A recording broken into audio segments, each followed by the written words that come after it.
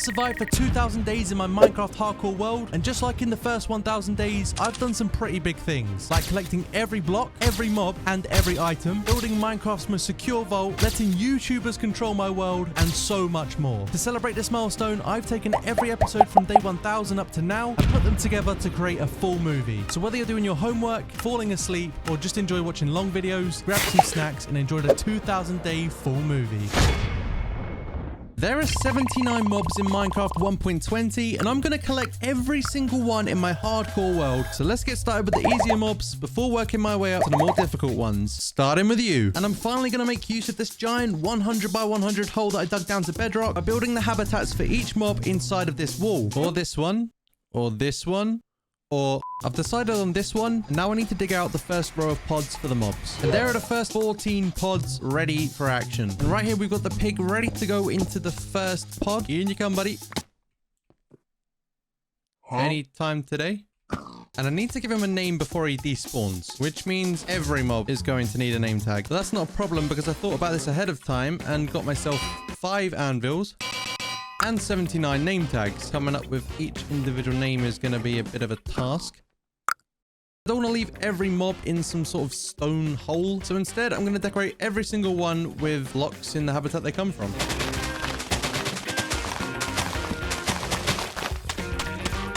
So there's some grass and some mud because pigs love mud.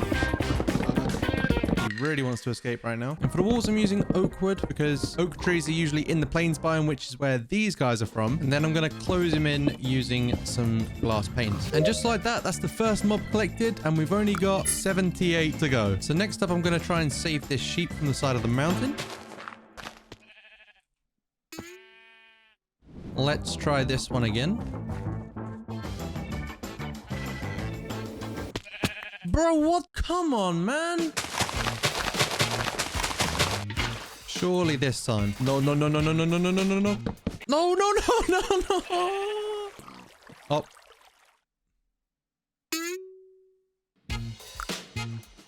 So the pig was easy, but the sheep took a lot longer than I expected. To make up some time, I'm going to get through the next animals much faster. Pretty sure I saw a donkey over here when I was collecting the sheep. I sure did. I'm going to tie you up here. And then back towards my house, I'm pretty sure there's a bunch of chickens. Then next, I want to try and find a cow. Follow me, good sir. I'm just going to move you over. Anyway, I brought the cow over the bridge, and that's another 3 mobs trapped. Whilst I look for some more non-hostile mobs nearby, I want to quickly explain that I'm collecting every mob, but not all 79. For example, the Vexes despawn after a while, and tadpoles eventually grow into frogs. So mobs like that won't be on the list. But horses, cats, bees, and rabbits, I will be collecting. The rabbits more than once, because I thought that the zombies killed the first one, but it actually turns out that the cat killed both the rabbits. So I had to go back and get a third one. Yo, look at the way this cat just wants to go for the rabbit. So now I've got Tom, Jerry, Beyonce, and Thumper. And they first need all of their rooms decorating.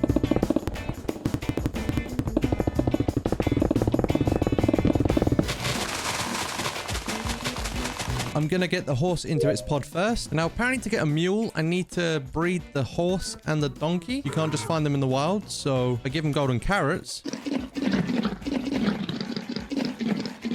Guys, you're taking all my food. Give me what I want. Maybe some golden apples will work. Nope. There's one. If I feed you now, there's the mule. It's so small. Now I just need a name. For this name, I had no idea. So I literally went onto Google and typed in Minecraft mule names and picked one at random. Then next we can get Tom into his pod. Then finally we've got Beyonce. And I'm pretty sure someone's probably used that name before for a bee. But literally about a week ago, I was at the Beyonce concert. So it is what it is. Let's get you into here. Oh. And I completely forgot why I built this wooden structure. But we've got Thumper the rabbit who needs to go into his pod next. Place down some water. And there we go. So the next mob that I'm going to get, I completely forgot was even in the game. Now, I'm pretty sure they spawn in a jungle biome. Can't seem to find the jungle, but I did find a tiger biome. And if I can find foxes along the way, then I may as well try to bring one home. Now we've only got like 3,000 blocks to travel, but we've got each other. Now I wonder, can you get foxes into boats? You can. Oh my, this is going to save me so much time. Let's go. I feel like I'm playing Mario Kart by trying to avoid all these lily pads. I'm also going to need some frogs. especially this one. Now that they're back home, I'm pretty sure, yeah, there's a jungle biome right next to where I live. So I could get lucky and find an ocelot here. There we go. Now the other question is, can we find a panda in here? It's looking like the answer's going to be no. Wait! I thought that cow was a brown panda. Now that would have been insane luck. I've been searching all over this massive jungle and all I've been able to find is a parrot, which I'm going to need later. Seriously? Hey, let's go. I'm pretty sure he will just follow me now. This guy is so slow and he just doesn't stay with me. Like, if I walk, I think he's okay.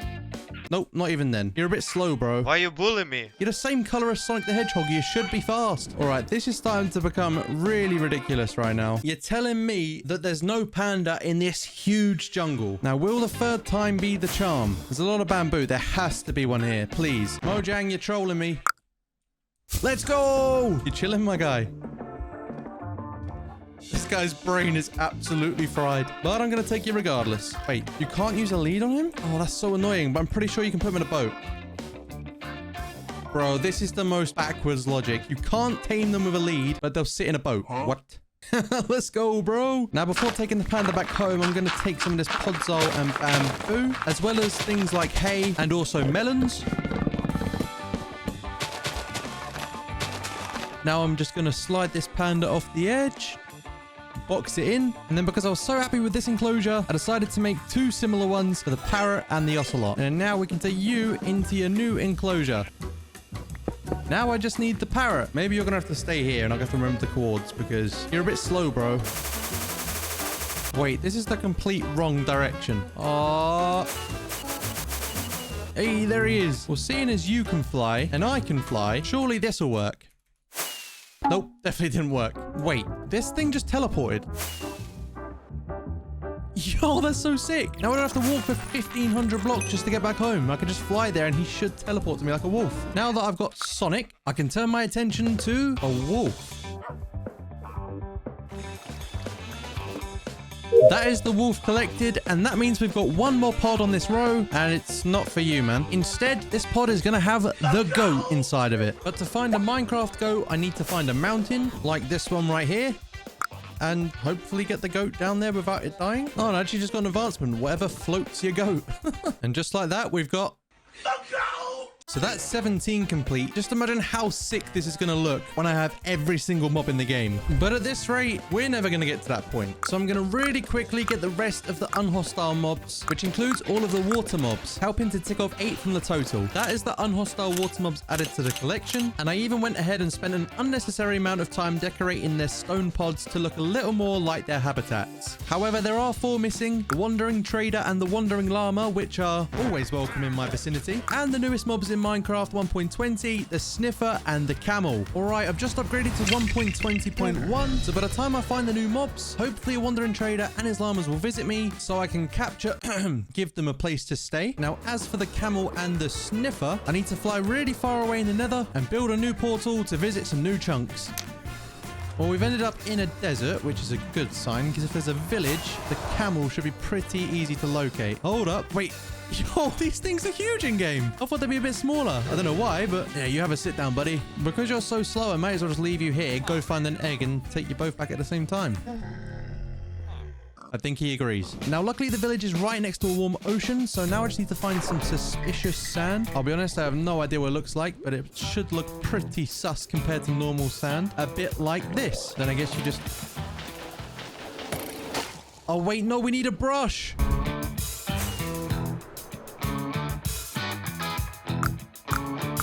Only I could be stupid enough to forget a brush. I think you just do this. I went all that way for a wooden hoe. Seriously? This looks like I might have better luck. Let's go! I got the sniffer egg. I think I only need the one. This man's been watching me the whole time. You want to help out, did you, bud? But it's just dawning on me how long this journey is about to be. So as me and the camel embark on this 3,000 block adventure, you should consider subscribing because I'm aiming to get 200,000 subscribers and only a small percentage of you guys that watch my videos are actually subscribed. It's completely free and you can always change your mind later. Finally, we've made it back. Good job, man. Now let's squeeze you through here. Wait, what are you doing, bro? All right, he's safe. But the exit isn't safe, so I need to make a dirt bridge to get him across. I'm not gonna lie, buddy. You're really tempting fate with your tail in that lava. This is so uncomfortable. And we've made it. Wait, my guy can walk on water. He doesn't even sink, and he just walks on the water. Surely they're not supposed to be like this on water. Surely not. Let's give you a name because he's got a hump. This could go very wrong. Bruh. Come on, man. Here he goes. Okay, he's down there and he's not dead, so I guess that's a W. Get you in here. Not up there. There we go. Now you can chill, buddy, because you have made it to your enclosure. Now for the sniffer, I'm pretty sure we just place the egg down and eventually it'll hatch. Should probably close him in with these before he hatches, just in case he takes a trip down to the bottom. And now we wait. And here it is, 20 minutes later. We have a sniffer with its head in the wall. There he is. Oh man, he looks so cool. Now let's give you a name. I think you like that name. These things look so cool. And with the sniffer completing the collection so far, things are going to start getting a little dangerous around here as we move on to phase 2. Now first, we just need somebody to turn the lights off. Finally. And now it's night time. I can start collecting mobs like this. And it might be a bit easier because they will follow me and just basically lock on because I'm a moving target. But there's no point in trapping them until I've actually got somewhere for them to be trapped. So let's start by mining out 5 more pods. Probably should have done this whilst I was waiting for it to turn to nighttime. That's another 5 pods mined out, and it's daytime. So I guess whilst I wait for it to turn to nighttime again, I can decorate the pods so they're ready for use. And as I'd finished decorating, it had turned to nighttime, and luckily for me, a creeper spawned. Never thought I'd say that. And after trapping it pretty easily, it turns out a skeleton in full gold armor spawned right next to it as well. So after taking a lot of arrow shots, I managed to bait the skeleton into its pod, and now we've got a skeleton and a creeper both trapped. An enderman has just turned up. This lit... Don't worry. I wonder how I'm supposed to trap an enderman. Won't it just teleport out as soon as I get it inside? But we'll find that out after I get a spider and a zombie or 7. I really want to see if I can get an enderman in a boat. You... No, don't you ruin this. You can genuinely get an enderman in a boat. What? This must be like common Minecraft knowledge, but I never knew you could get an enderman in a boat, and it looks so weird. Wait, but I accidentally looked at him. He's angry at me now. Well, that's no good because you're just going to teleport. At least I know that we can use a boat. After managing to get the enderman in place, I started building this very poor excuse of a witch hut. And now I just need to get a witch. Finally, it's in, and we've got ourselves a Nintendo witch. Next, I'm going to speed through some mobs that I can definitely find nearby, like a drowned, another villager that I'm going to zombify, an endermite, husk, stray, pillager, and a cave spider. I'm going to need a phantom, and there's one stuck right here. If he flies into here, that would be ideal.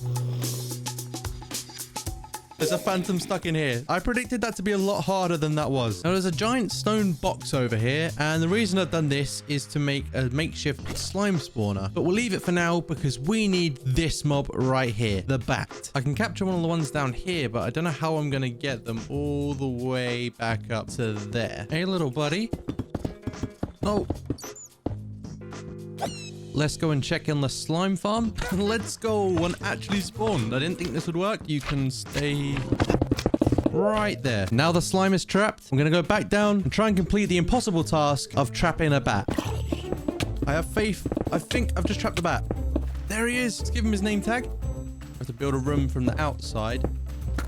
There he is. He's stuck there. That is so cool. And the bat can stay down there for now because I've got other mobs to focus on. For this empty section over here, I want to try and get some nether mobs in.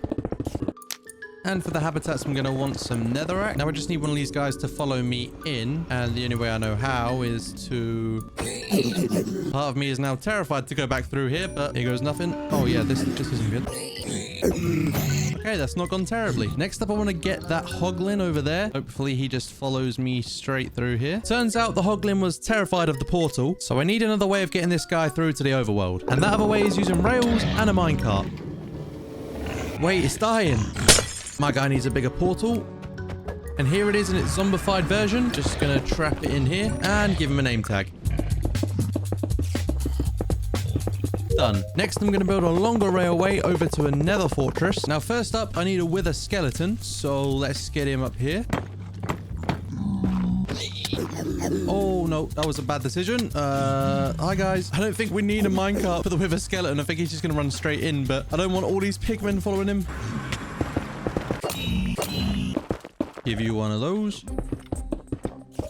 That's the wither skeleton trapped. Now I've got to try and get one of these blazes. This is not going to be fun. I need these blazes in a minecart. I don't know if they're going to go into it. Yes, we got him, but he's going the wrong way. Come back, bro. That way. Now I've just got to try and stay alive. Oh, wrong way. And now because I didn't prepare his pod before capturing him, I'm trying not to die. Honestly, I didn't even realize I was that close to dying. So after a near-death experience, I finished off the pods for the blaze and the wither skeleton, which leaves me with just 3 more nether mobs to capture. And I'm pretty sure that's kind of rare, no? If I can capture that, that would be pretty insane. I had this name tag picked out for a magma cube. It's called the nether slime. I'm going to temporarily name this so it doesn't despawn. Okay, I don't know how to transport this. Personal space, bro. Now, apparently, these are super rare, and it's like a 0.26% chance of this spawning. It's not moving, so... Yes! I was worried that wasn't going to work, but it looks like it might. Come on, chicken. You know it makes sense. Does it not go through? This is just too rare to not go through to the overworld. So if it's not going to go anywhere, it's going to be staying here. Why is your sword enchanted? It's going to kill me. There we go. It was unplanned. That's the baby zombified pigman chicken jockey or whatever it's called. Now I need a magma cube, strider, and a ghast. Now strider should spawn in lava, like right there. Now I got to figure out how to get a rail all the way out to that guy. I guess I could try and use a lead. Yes, it works. I've never seen a purple strider before. Come with me. Let's go.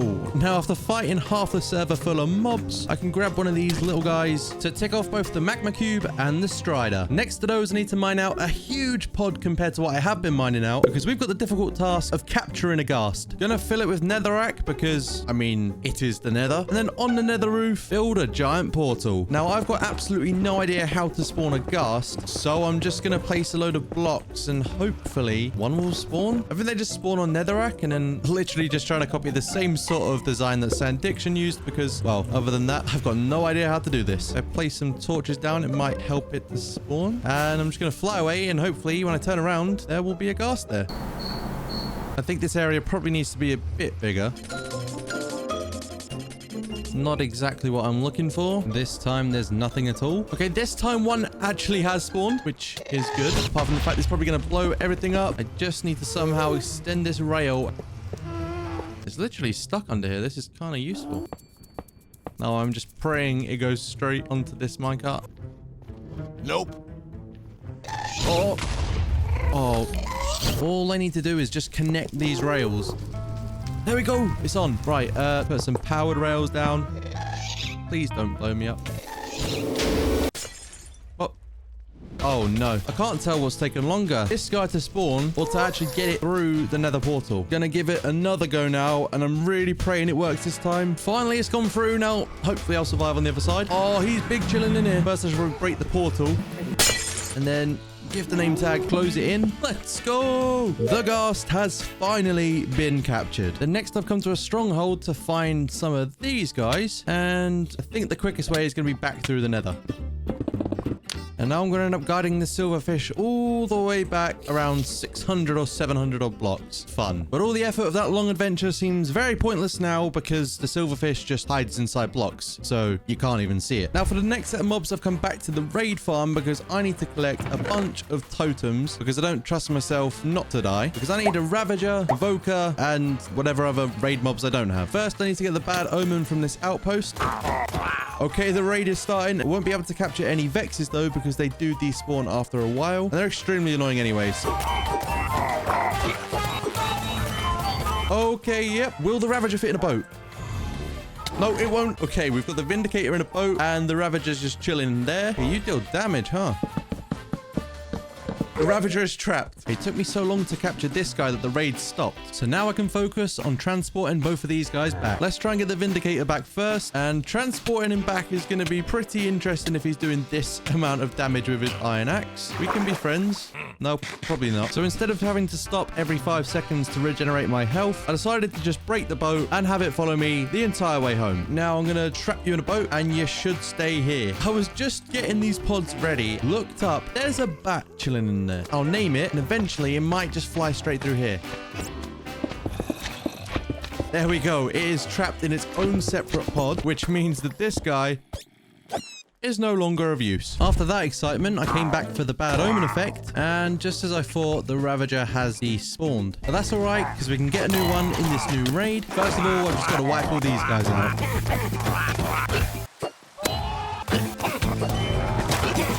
Here comes another Ravager. Just need to get rid of the guy riding it. And now the Ravager is alone. I am going to try and trap it.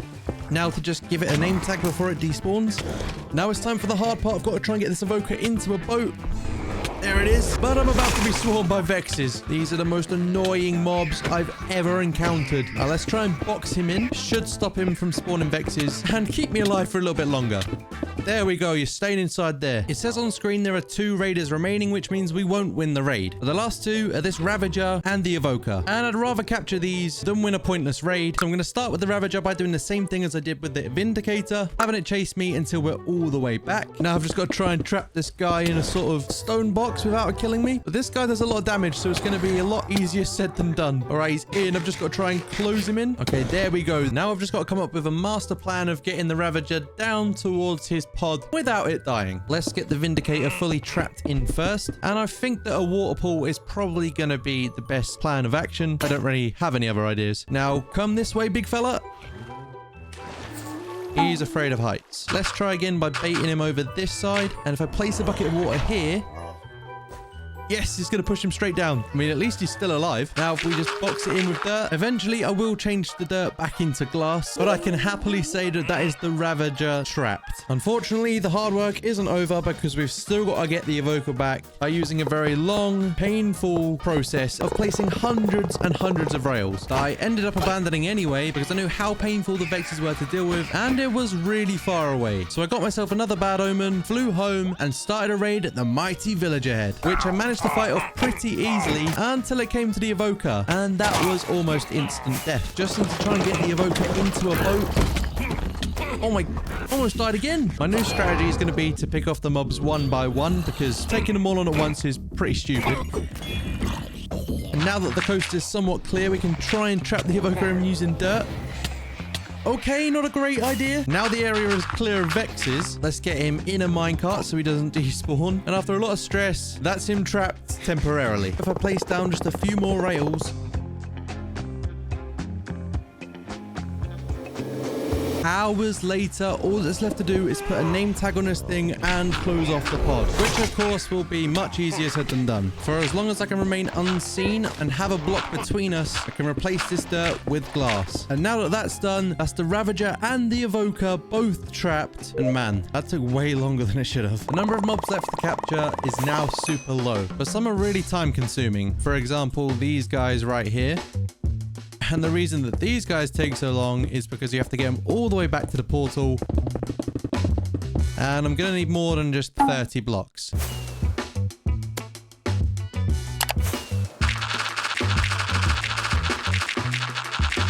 Boring. That's done. Now I just need to place rails on every single... I think you guys know what I mean now by this one being very time consuming. Okay, it's in. Why is it not going anywhere? I think it just needs another minecart to be pushed into it. Yeah, there we go. Okay, we have liftoff. Just another 1,000 blocks to go, man. I've removed the dirt towers, but the question is, where is it going to go? The shulker's teleport range is 17 by 17 by 17, so I need to fill in any gaps, which is a good job that I brought a ton of dirt with me. Now for the surface, I'm going to craft some stone buttons, and 3 stacks was not enough at all. So I came back with a ton more to completely cover the surface. This should definitely be enough. Right, if I break this block, it should TP onto this block. Or not. After a lot of stress, I've managed to manipulate the shulker's position to a better block. Now I just need to get over there and push a minecart up to it. Nice. So are you gonna go in? It might have to be a case of getting it in the boat again. Let's try and break the boat now. Bruh, go in. Oh, let's give this another go. And I guess I can just try and shoot the boat without shooting the shulker. Let's go! Now I've just got to try and find it, and honestly, shout out to Easy for helping me with that. Now I've found you, I've got to get you back in a minecart. And I'm going to give you a name. It shouldn't despawn, and we can build this rail all the way back to where it's supposed to be. And that was most definitely the most time-consuming mob so far. Now, there are two mobs that could compete for that title, and that's the Guardian and the Elder Guardian. Pretty sure there's a couple of ocean monuments this way, so I just need to connect the portals in the Nether and then transfer them across. All right, there's the Elder Guardian, and it actually looks a lot bigger than the last time I fought against it. I guess we can trap him in there so he can't hit us. Try not to drown in the process. Now, if I just turn these blocks into a portal, just break the blocks on the other side now. Bro, why are you not going through? This is probably why, because it can't fit out the other side. So let me make this one bigger. Now, I think the other portal's about 50 to 100 blocks that way. So I need to make a secure pathway for a rail system. I've just come through the portal and the Elder Guardian isn't here anymore. So with a bit of luck, it might come through. Oh yeah, he's here all right. Please get in the minecart. There he goes. Now let's see if it's on the other side. Just need to give it a name so it doesn't despawn and break the portal. Now let's repeat the process for the Guardian. And there we go. That's both the Elder Guardian and the Guardian trapped. And it took nowhere near as long as the shulker. To decorate their environments, I'm going to grab some more blocks from the Ocean Monument. And I regret not doing it beforehand. I've got 2 more slots next to the ghast for Nether mobs, but the only ones are the Hoglin and the Piglin Brute. But they get zombified, so I'm going to have to leave them here in the Nether. There's currently a thunderstorm, so I need to wait for the lightning to strike in order to find my next mob, and that is the skeleton horse. Nope, that's just the sheep. Oh, from out of nowhere like Randy Orton. Oh! Probably a little bit too close for comfort right now. To a zombie, of all things. I'm glad we're not too far away from home. I've put a saddle on him so I can somewhat control it a bit better. And here it is, man. Welcome to your brand new home. I can't believe we've still not got the Wandering Llama or the Wandering Trader. I've got their name tags ready. You see what I did there? And I've looked everywhere online, but apparently the only thing I can do is to wait. But I also heard if you hit that subscribe button and help me get to 200,000 subscribers, he might spawn just that bit faster. Wait, hang on a minute. Finally! I don't know if I've ever been happier to see these guys, but... So let's go, finally. Now all that's left to do is get rid of this netherrack platform. And that is every mob captured in Minecraft Hardcore. If you made it this far, please hit subscribe, drop a like on the video, and watch this one next.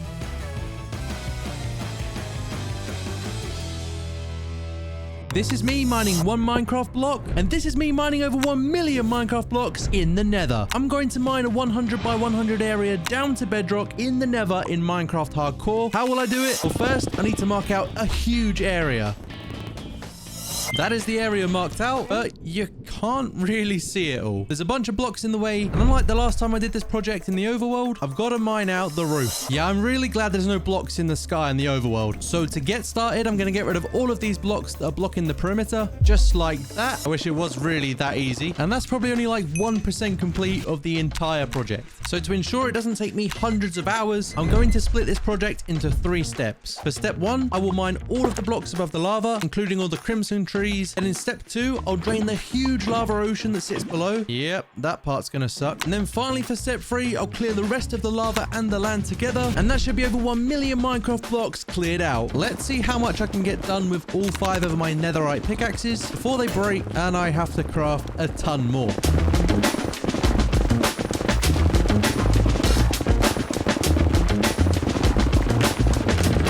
That's 5 pickaxes now on life support, but I definitely got a good chunk mined out. Now, some of you might be thinking this is easier than the 100 by 100 hole that I dug out in the overworld, but that's definitely not the case. The nether is much more time consuming. The trees don't decompose. I can't use sponges for the lava. Ghasts are constantly shooting at me like AC-130s from Call of Duty, and I haven't even started on the roof yet. First, let's enchant some more pickaxes. Now, if I combine them with some netherite... Wait, I have never seen the inside of a smithing table look like this before. That looks too complicated for me, so I'm just going to stick with diamonds. Why are they going to try and confuse me? Regardless, I should be in a better position to get this done faster now, as I've got 13 extra Unbreaking 3 Efficiency 5 pickaxes. And let's see how far these pickaxes are going to get us. Wait. Why am I mining the bottom of the ceiling before mining the top? Surely it'd be easier to just mine from the top down like I did here. I swear I can be so stupid sometimes.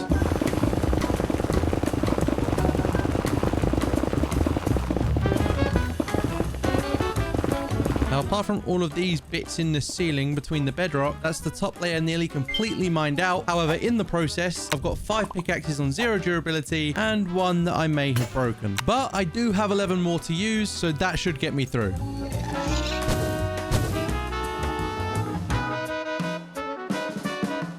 I've still got this huge chunk to mine out, and the 11 extra pickaxes that I had are all almost dead. And the fact that 18 pickaxes couldn't mine out all of this isn't great. So I need to come up with a solution if I want to get all of this mined out too. And that solution is going to be to find as many netherite upgrade templates as I can to upgrade all the diamond pickaxes, because the difference in durability is fairly substantial.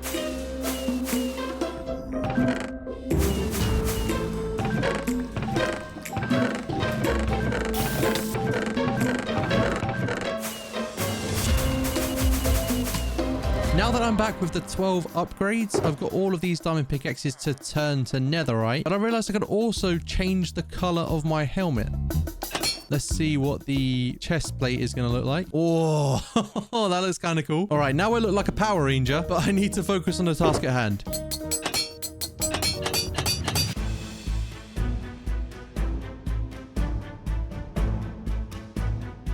That is the ceiling fully removed, and you can see the level of effort where I was mining every piece of netherrack between the bedrock, as opposed to over here where I kind of gave up. But something I can't give up on is chopping down all of these trees.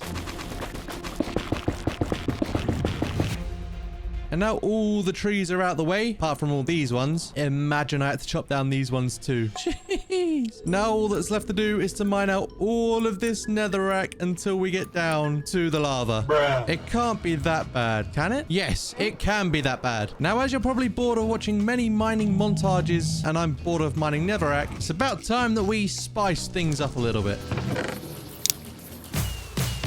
I think 521 blocks of TNT should be enough. It's not quite as much as 10,000 blocks of TNT, which I did blow up in the nether before, but I do believe that it could help speed things up.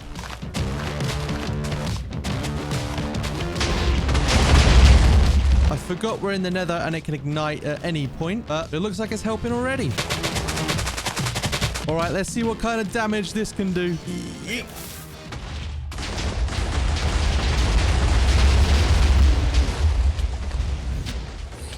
Oh, some ancient debris. Nice. Now let's see how much damage we can do with the final 4 stacks.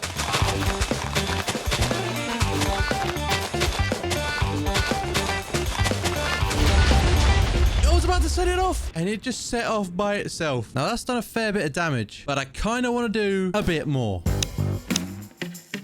Right here, I've got 605 blocks of TNT, and it's time to light this place up.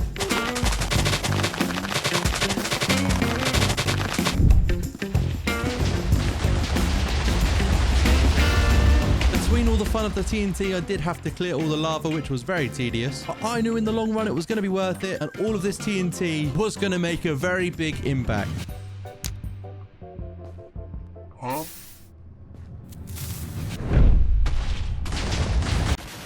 This is the result, and damn, that did some damage. And that should definitely help me mine this out a lot faster because there's less of it. But it's not just the mining I need to do. I need to fill in the sides, otherwise I'm going to end up wasting a lot of time. And that's going to require a ton of netherrack to fill in all of these sides. That won't be a problem because I've got pretty much unlimited netherrack from mining out the ceiling. And I guess whenever I get bored of placing all this netherrack, I can just go and mine some more.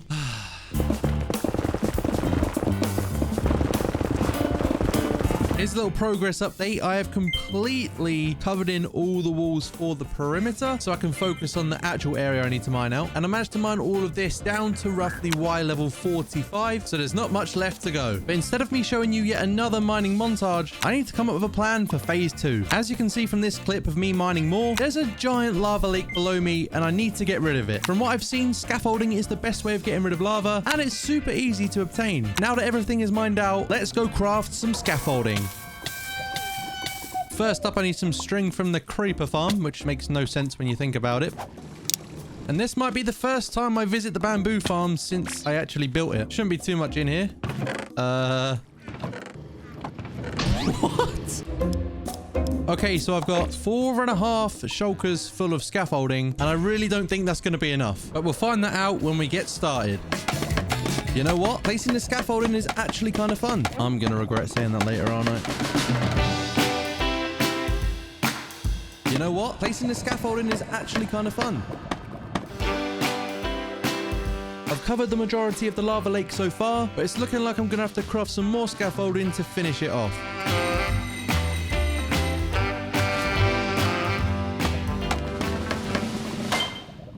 There's no lava below this section, so I guess I can just remove all of this and get my scaffolding back. Oh, there is lava here. All of this perfectly good scaffolding just going to waste. Does this mean I've got to do this for like every single layer? Let's see how many that is. Okay.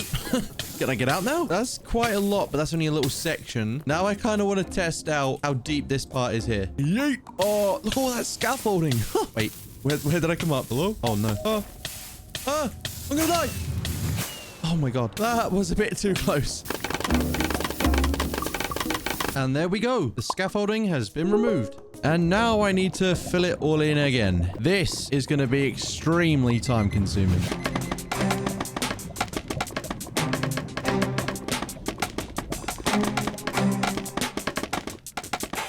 I feel like if I don't mine all of the scaffolding and then go down a layer, I can just place it under the scaffolding. And when I break it, I mean, apart from those bits, I'll save the scaffolding and not have to get 5 shulkers every single time. That's a big brain moment. So although I'm going to get all this back and it's going to take for ages, at least I don't have to go in AFK farms just to be able to craft more. I continued with this process, and unfortunately, there was no faster way of doing this. So whilst you watch me painfully place thousands of scaffolding and remove all the lava, please consider subscribing, because I really want to reach 300,000 subscribers, and only a small percentage of people who watch my videos are actually subscribed. It's completely free, and you can always change your mind later. I am getting so bored of mining scaffolding. So bored that even after mining over 420,000 blocks of netherrack so far, it actually felt kind of nice to be mining it again. And I've done nothing but focus, but we're easily 50% of the way there through draining all the lava. But there is a slight problem. I'm at a section where the lava is incredibly deep and it's going to take a lot longer. So first of all, I've got to get rid of this area here, as I don't think there's much left to drain. So it looks like this is the shape of what the ravine was, and it's just absolutely crazy to think that all of this used to be filled with lava before. I never knew that black stone was the equivalent of deep slate. This thing takes absolutely ages to mine. Boring. And fighting these guys is the side you don't see in the edit.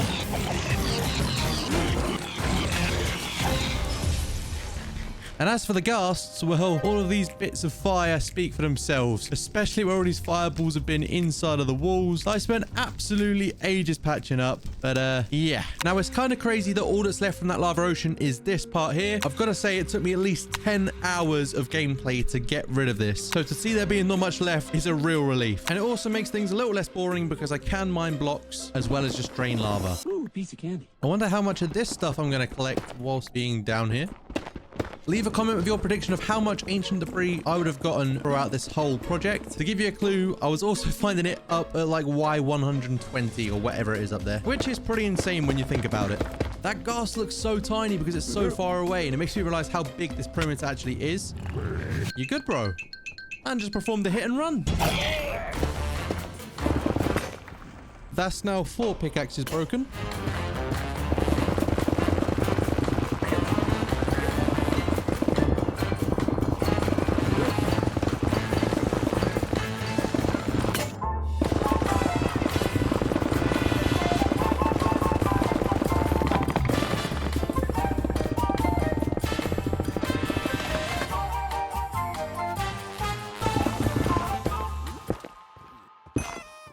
Now, before I show you guys the completed project, I'm going to make a little platform in the middle of the nether above the lava, so I can place down over 4,000 blocks of ores and then mine them using Fortune 3 to see just how much we can get overall.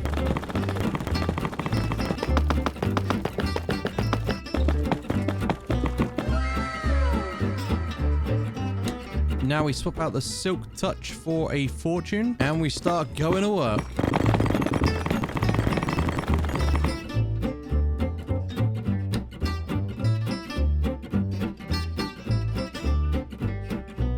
Now, overall, I got a decent amount of loot. I got quite a lot of golden nuggets and a decent amount of quartz. And I also managed to get myself 47 pieces of ancient debris. Oh, no. Now I just need to place a bunch more TNT to save me time of getting the blocks between the bedrock. Just got to mine a few more that the TNT missed. And that is a 100 by 100 area mined down to bedrock in the Nether in Minecraft Hardcore. Minecraft started with just 30 blocks in the game, but today there are over 900. Now, as I've already built every biome and collected every mob, I'm going to attempt to collect every single block all in Minecraft Hardcore. And let's start with the oak wood because we're going to need a bunch of it. And it's not just oak wood that I'm going to need to collect. As you probably guessed, I'm going to need every type of wood, which includes spruce, dark oak, birch, jungle, acacia, mangrove, and the brand new cherry, which I'm collecting for the first time. And now that I've got a bunch of wood, every sapling, and all the leaves, I can craft all of the craftable wooden blocks, which amounts to 15 different blocks per type of wood. And that adds up to 136 individual blocks if you include the leaves and the saplings. And I don't even have anywhere to put it all, which is a bit of a problem. So to resolve that problem, I'm going to find somewhere and build a block museum. And I think right around here would be a good place to do it. So let's completely decimate the land and make it flat so it's a suitable place to build. That should be good enough. Right here, I'm going to build an epic entrance for the museum that leads to the inside of the mountain. Then on the inside, I'm going to decorate a huge area to show off every single block that I collect.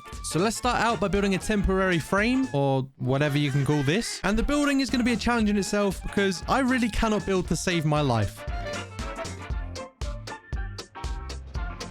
And this is what the museum is going to look like. I just need to extend the roof and craft a bunch of my favorite block to make some room on the inside of the mountain.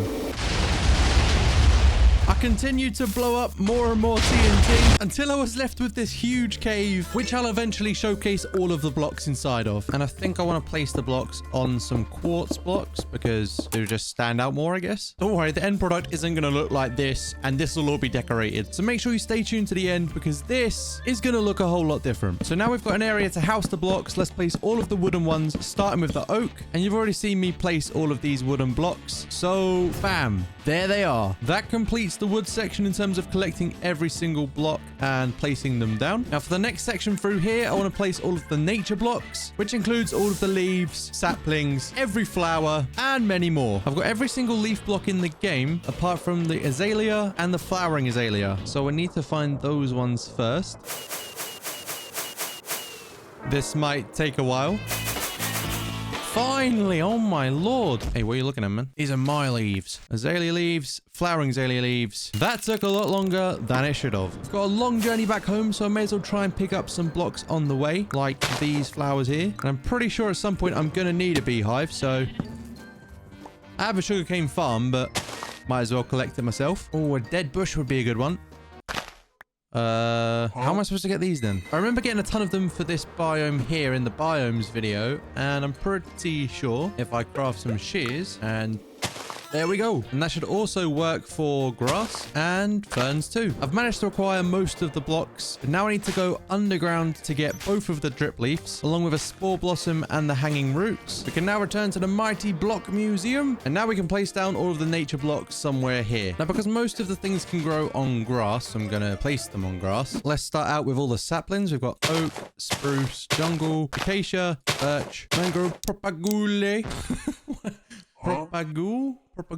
Don't judge me, all right? Dark oak, cherry sapling, and then on the end, we've got the dead bush. Got to make sure to put string on top before one of them grows, and we don't really need that under here. Bruh. Directly behind the saplings is going to be the corresponding leaf. So we've got the oak, spruce, jungle, acacia, birch, mangrove leaves, dark oak leaves, cherry leaves, and then for the dead bush, I'm going to place mangrove roots because it looks kind of dead to me. Now, those are all the leaves, apart from the muddy mangrove roots. And I'm going to have to place it here by itself, but it probably won't look out of place because I can put it next to azalea and the flower. Wait, I forgot the azalea leaves.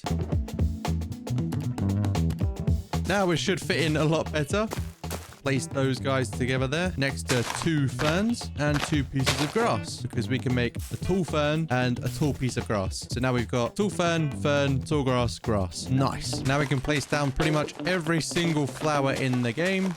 And I thought I had enough room, but I did not. Now I've got some more room. We can carry on with the rosebush, lilac, peony, sunflower, allium, blue orchid, pink petals, oxy daisy, and the wither rose, the prettiest flower of the bunch. Then we can go drip leaf. Wait, why is that called the big drip leaf and that's the small drip leaf? Anyway, we got the sweet berries, the 2 mushrooms, some bamboo, which is probably going to hit the ceiling, but that's fine. A spore blossom. That's worked out better than I could have ever imagined. Glowberries and hanging roots. Nice. There are 4 left that I wanted to place down, but they just wouldn't fit. And things like the sugarcane and the cactus required water. So I'm gonna have to figure out a plan of fitting them in somewhere else. So now those sections are done, we're gonna require some more room. Definitely not my favorite task to do after mining a 100 by 100 area down to bedrock in the nether, but that's the next area mined out. And inside I'm gonna showcase the other blocks. And I've called them the other blocks because I didn't really have a name for the mix of natural, functional, and redstone blocks. But now I do. And for this section, let's start by getting every type of dirt. I'm gonna steal one of these from my mushroom biome.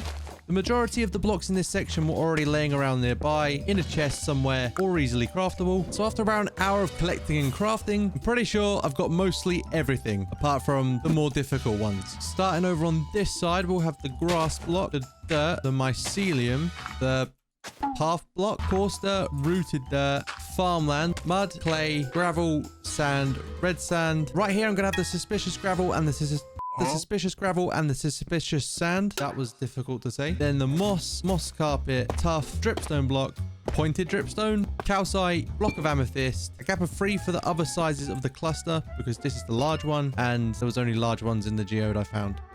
Let's be a big brain for once and do this before I forget. Now I can move on to the blocks that actually have a bit of use, like the crafting table, furnace, blast furnace, smoker, bookshelf, chiseled bookshelf, that's new, loom, smithing table, cartography table, fletching table, all 3 kinds of anvils, a note block, a jukebox, composter, lectern, the bell, enchanting table, brewing stand, lodestone, which is a scam, cauldron, grindstone, stone cutter, scaffolding, barrel, and a respawn anchor, which I'm in hardcore. Pretty useless block. Next, we've got the 2 flower pots, which that is a massive size difference. That's what she said. A lightning rod, an armor stand, honeycomb, honey block, slime block, a gap of 3 again for the frog lights. Yeah, that's going to take a while to get. Pumpkin, carved pumpkin, jack-o'-lantern, melon, hay bale, bee nest, beehive, campfire, the blue campfire, lantern, the blue lantern, torch, soul torch, redstone torch, end rod, ladder, lever or lever, chest, trap chest, hopper. And that completes the outside. Almost. And somehow I completely forgot the item frame and the glow item frame.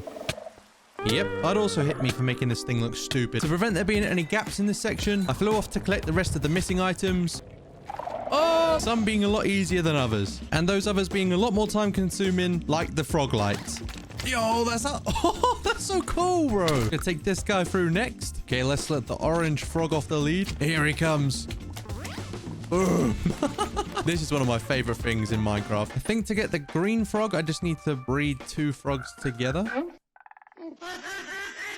And then when this turns into a tadpole, I'll take it to a cold biome and we'll have a green frog. There we go. There's the last ones. Let's place them down. And I thought I'd just quickly mention you can't mine suspicious sand or gravel. It just breaks even with Soul Touch. So I guess I do have a place for these item frames after all. And that is the other block section complete. Next up, I think I want to do the nether section. But wait, I'm missing the bamboo wood. Yeah, let's just pretend I didn't forget any of those. And we can swiftly move over to the nether where there really aren't too many blocks to collect. I do need all of this nether wood because then I can craft all the nether wood blocks. Then get ourselves over to a basalt deltas biome. I still want to know who gave the basalt deltas its name. Because if it was up to me, it'd be called the volcano biome. But let's also get a bunch of blackstone along with their gilded blackstone. And I'm pretty sure I've got everything else, or at least the stuff to craft it with. Apparently to crack a nether brick, you just need to smelt it. That's every nether block mined, crafted, or smelted. Now I just need to figure out a place where I can put it all. And I guess as it's quite open plan, we can just spam these blocks all the way around the outside like with the other block section. And then I'll probably have to put some of the rarer blocks in the middle because this is definitely not enough. I've just counted it all up and in these shulker boxes, there are 89 individual blocks. Bruh.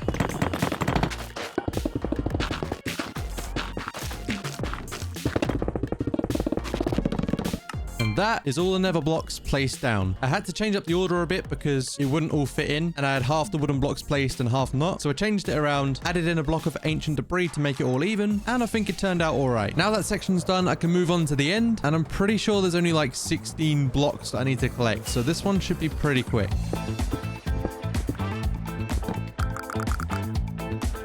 Yes, you're seeing this right. There are literally only 16 blocks from the end. I think it's about time that there was an end update. And because there wasn't many blocks from the end dimension, I didn't need to take up a whole bunch of room. So instead, I built a mini end island, which if I place the blocks on top of, you won't be able to see because it's too high. So after some altercations to the island, I placed down all of the blocks from the end. There we go. Now I can actually see all of the blocks. And I wonder how tall that's going to grow. With the end section complete, we can switch over to the ocean section, which means I need all the prismarine blocks from this place.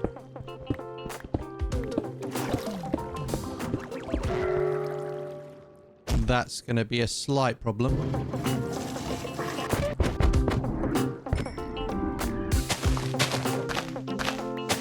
So here are the ocean blocks that I've accumulated. You know what? I'm not even going to be annoyed at myself because it's pretty understandable that I forgot a conduit. Like, who even uses that in the game anyway? People in the comments can be like, I always use a conduit. No, you don't. Nobody uses that useless block. Anyway, before I go and get the block, I'm going to place all of the ocean blocks in this tunnel right here. Number one, because I didn't know where else to put it. And two, because it's the water section. So in a cave, it would make it much easier to have the blocks like the coral surrounded by water. And instead of quartz for the ocean section, I'm going to use sand for the blocks to go on top of. And I'm literally just going to start placing. Hopefully this doesn't melt. And I'm going to have to place the coral twice because, as you can see, this has got to die. Same thing here for the fans. I can be super smart, never said that before, and place these stairs, waterlog them, and then if I cover that up, wait, I think it should be that block. And if I place the coral, it shouldn't die, and you'd never know that there was water behind that block. Now, if I just do that for the rest, that's all of the ocean blocks placed down in a completely different order because it was all mismatched. And I even managed to fit in the sugarcane and the cactus, leaving 2 blocks at the end for the conduit and also the dried kelp block, which I completely forgot about. But that should be really easy to get. All I need to do is smelt kelp and then craft a block. Now for a conduit, I need to get a heart of the sea and surround it with nautilus shells. And to get a heart of the sea, I'm going to need to find a shipwreck somewhere. I guess something like that will do. Need the buried treasure map. And X marks the spot, but it's looking like I'm nowhere near X. I think it's right around here. There it is. And there is the heart of the sea. Now I just need to kill a bunch of these guys to get the nautilus shells.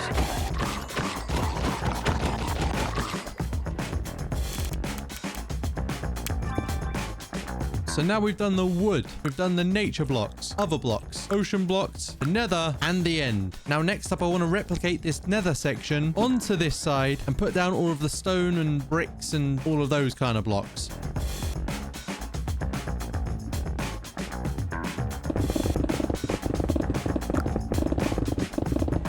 This is probably going to be one of the easiest sections as I already have most of the blocks, because I'm going to need cobblestone, andesite, granite, diorite, deep slate, cobbled deep slate, a bunch of sand. Yeah, we should be good. And all of these chests are filled with blocks from when I mined out that 100 by 100 perimeter. Yeah, we're definitely not going short on cobblestone, that's for sure. The only one we're missing most of is the red sand, which, as you can see, very attainable. And also clay. Now, whilst all those bricks smelt, I'm going to use my new best friend, the stone cutter, to craft pretty much everything else. All 4 of these shulkers are now full after a lot of use from that stone cutter. But there's one final block I need and it can't be crafted. And that's the reinforced deep slate. And you find them in end cities like right over there. So I've come back to where I got the shrieker from and I'm hoping the warden isn't angry at me.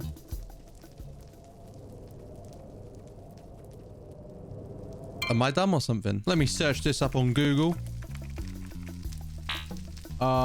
Okay, so I am just stupid, but it won't be a wasted trip because I can take all of these candles for the colored section. But first I need to place down all of the blocks that I've already accumulated. And that's the stone, brick, sand section complete. And that probably would have been quicker than when I did the end section if I didn't take that little detour to the deep dark. There's only 3 sections remaining right now, which is the copper blocks, the colorful blocks, and finally the valuables. I may as well start out with the copper because I've got this much in my ender chest and then this much in my house. And right outside the museum is probably the perfect place to put all of the copper down so it can oxidize. But I don't know how much of it needs to oxidize. I'm guessing you can just use this for copper. Yes, you can. I swear, this is the best block in the game. Anyway, enough excitement. Whilst I wait for the rest of it to weather, I can start mining out the section for where the copper's going to be, parallel to the ocean blocks over there. And it's only a small corridor because, well, there's not much copper.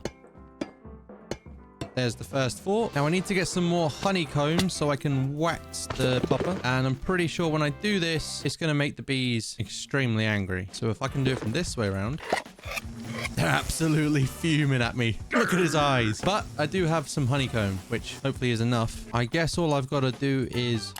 There we go. Yep, that's genuinely the first time I've ever done that. Oh, and there's a different one over there. Yeet. Another one of these. But the rest are taking their sweet, sweet time.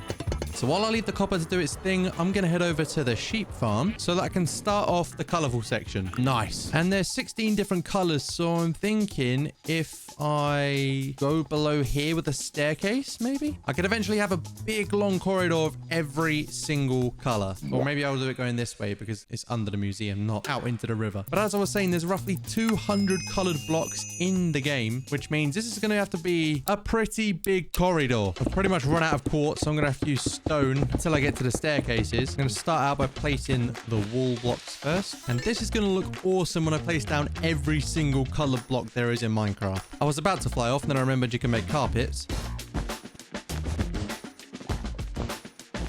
Next, I need 17 shulker boxes, and I'll just place them all in here for now before I change them with the different colored dyes. And then I'm pretty sure somewhere at home I've got a bunch of beds for some reason. Yep, there they are.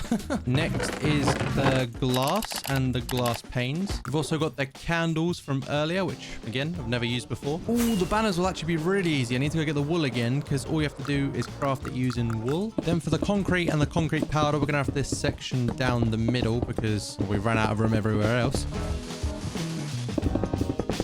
Now I'm going to place down all of the shulkers, followed by the beds. And I think that's everything but the terracotta and glazed terracotta. And now it's all placed down. I've got to be honest, it looks really trash. Therefore, to fix that, I'm going to make the room narrower, mine out some more room. And I think that this looks a lot better. That's one way of wasting 2 hours. Now, this corridor is perfectly symmetrical. And I forgot that there's the regular terracotta block. So to make this part here symmetrical, there we go. Surely by now the copper has changed color, which means that along with the color section, we can also tick off the copper section. Or maybe because this is quite small, I could fit in the boats and the minecarts because there's not really anywhere else for them to go. So on this side, I'll place down the boats one by one. And then on the other side, I'll do the boats that hold the chests. They do look a bit messy, but it's fine. Now for the minecart with a hopper, minecart with chest, furnace, TNT, and we've got 1 block remaining. So I'm gonna place down a cake. Now those sections are complete, it means that I've placed over 800 blocks. And that number's gonna continue to get higher as we move on to the ores, which I'm going to have to get by mining, and I've probably not done that for at least 1,000 days. First, I'm going to check in this perimeter to see if there's any ores in the side, which there are. I'll start off with the regular ores before working my way down to get the deep slate versions. And thanks to that giant hole, I've collected pretty much all of them already. I just need the diamond, deep slate diamond, the deep slate coal, and both of the emeralds. And luckily for me, the deep slate emerald ore is the rarest overworld ore variant. We've got some work to do. So first, I've got to find a mountain like this and hope there's some sort of a cave.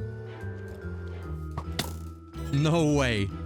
Well, that was a lot easier than I thought it was going to be. Now, maybe if we go deeper, we might find the deep slate version. Surely this is rare, right? I wish you could pick up spawners, man. It'd be so cool, but I'll sell for the XP. There's our diamonds. Yo, this is a lot of diamonds. I'm down to needing just 3 more. And that includes the deep slate coal, which, look how close you are to deep slate. Why can't... That's so frustrating. Anyway.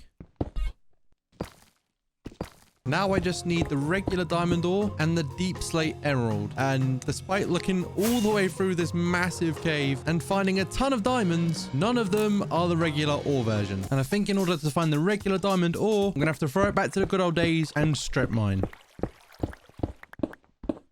Boring.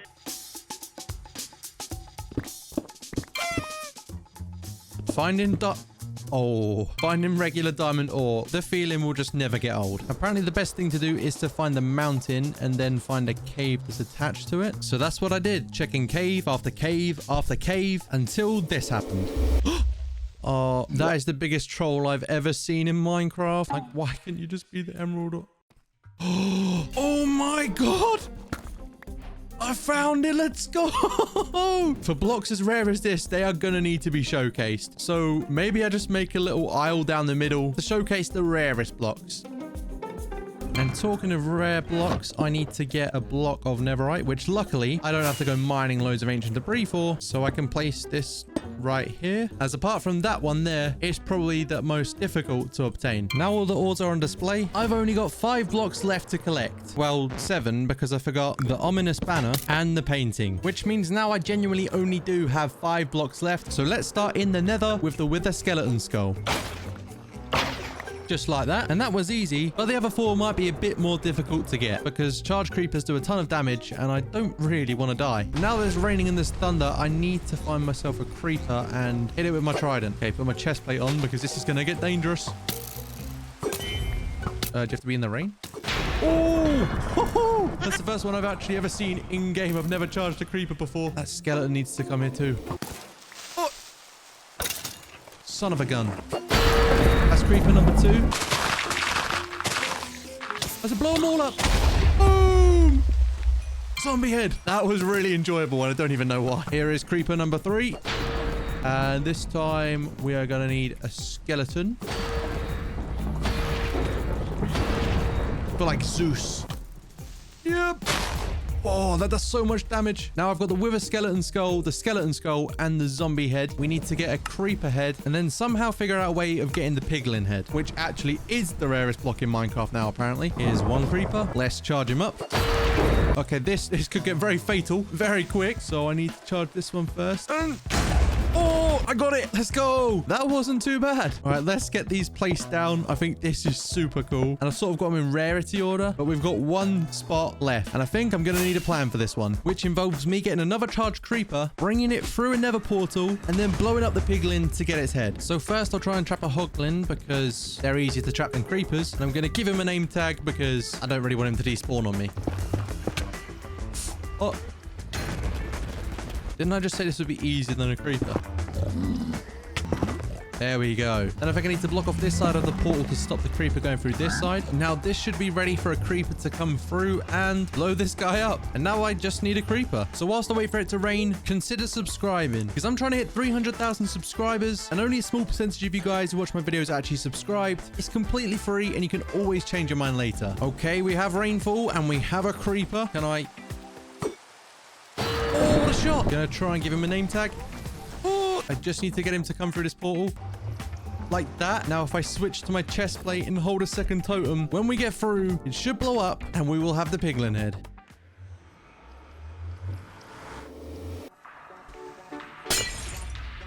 There it is. Let's go. Yo, now I can blend him. But it's going to be a long journey back because I forgot a flint and steel. So I traveled across the nether to another portal that I placed down, flew all the way home.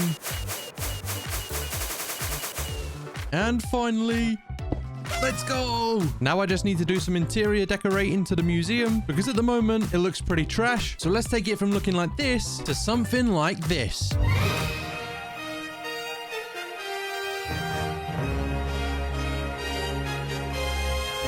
In this video, some of Minecraft's biggest YouTubers are going to be taking control of my hardcore world by giving me crazy challenges to complete. Some of them are insane and even cause me to risk deleting my entire hardcore world. Will I survive the challenges? No! Make sure you watch to the very end to find out. Alright, Chaza, for your first challenge, I want you to kill the Ender Dragon. But you've got to do it using a wooden sword. Alright, that's a nice easy challenge to start off with. So let's make one of those, craft some of these. And I got a feeling this challenge won't actually be that difficult. Oh, and I want you to do it within 5 minutes. Okay, scratch that then. Let's get 5 minutes on the clock and it's time to take out this Ender Dragon. Oh! Alright, let's go in for the dragon. Oh, try not to die. Why haven't I got chest plate on? Come on, dragon. I've got literally a minute and a half. Oh, Enderman. I've got 1 minute left. Oh, he's gone. No. Oh, I've got 9 hits left on the sword. I think this challenge might have been impossible from the get-go. Come on, I can't even reach him. What's going on? 10 seconds. The sword is broken. And that is time. Oh, and I forgot to mention, for every challenge that I fail,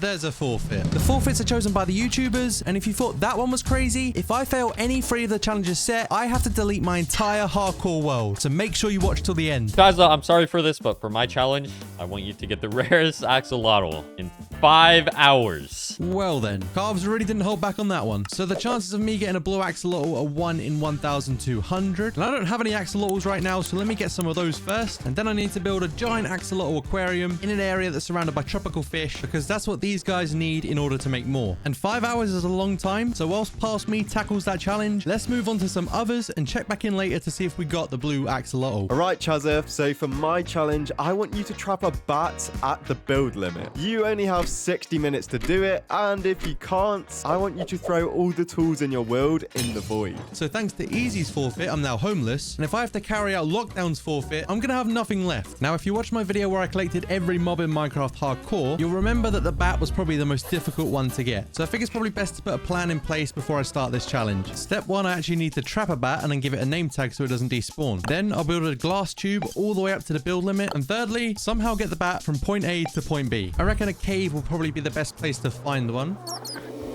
I hear one. I don't think there's any way for it to get out, so I think it might be trapped in here already. Yeah, there it is. Nice. And that's step 1 out of the way, which leads us into the next step of building a glass tube all the way up to build limit. All right, so it's taken about 15 minutes to get this glass tube assembled and also the bat trapped down there. I think if I just break this glass block, it might fly all the way up there. Let's give it a go.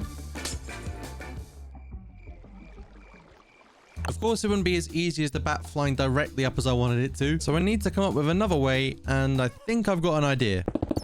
Yeah, I'm taking this bat to the nether. So if I break these pieces of glass, the bat should go straight through the portal. And now I need to trap you in that space like so. Next, go back to the build limit to link a new portal. Now, if I've done this right, which I have, the bat is still here. So I open that up and he goes through here, and then we follow. Let's go! The bat is trapped at build limit, which means that the challenge from Lockdown Life is complete, which means that all of my tools are now safe, and it also means we're ready for the next challenge. Alright, Chaza, for your next challenge, I want you to collect every biome type of villager. You'll notice that it'll start off simple with the plains or savanna villagers, but then you'll need to get the jungle, snow, and many other variants. Alright, so 7 different villager biome types. Shouldn't be too bad because I've already got 1 inside this massive villager head. Now I just need to fly over to the other biomes and bring the villagers back home from there. And just like that, I've got the plains, desert, tiger, and savanna villagers, leaving me with just the snowy villager left to collect before we have the more difficult ones to deal with. And now I've got the snowy guy back home, I can explain why. Villages like this naturally spawn in every single biome apart from the swamps and the jungles. So for me to get these 2 rare villager variants, I need to manually take villagers to the biomes and breed them. Now, luckily for me, there is a jungle biome literally 100 blocks away from the villagers. So once I get 2 villagers over there, I'll lure them into this dirt box using a lectern, just like this, then feed them loads of carrots, and oh, I need more beds, don't I? And now with 3 beds placed down, they should breed. And there we go. There is the jungle villager. Don't mind me, just gonna... I'm sorry, man. Now I've just got to get this little guy back to the villager head. Once I break this boat, we have successfully captured the jungle villager, leaving us with just the swamp villager to collect. And for this one, it's going to be a lot more time consuming because the nearest swamp is over 2,000 blocks away. So whilst this villager and I travel off into the sunset in search of a swamp, let's check in on the blue axolotl challenge from earlier. So an hour and 39 minutes down, this is how many axolotls I have. And I'm glad that I chose brown and yellow because if I get a blue one, it will definitely stand out between all of these. Now, seeing as there's a 0.083% chance of me actually getting a blue axolotl, I'm going to need to keep breeding all of these guys, and they're going to need a lot more tropical fish than just 1 double chest full. So my plan is for the next 40 minutes, I'm going to go and get as much tropical fish as I possibly can in shulker boxes, and then return and breed these guys for the next 3 hours, and hopefully get the blue axolotl. But in the meantime, let's get back to the swamp where we're going to try and find villager number 7 to complete the set and complete this challenge. That looks like a swamp if I've ever seen one, so let's make a temporary platform. Now I've just got to go all the way back and return with another villager.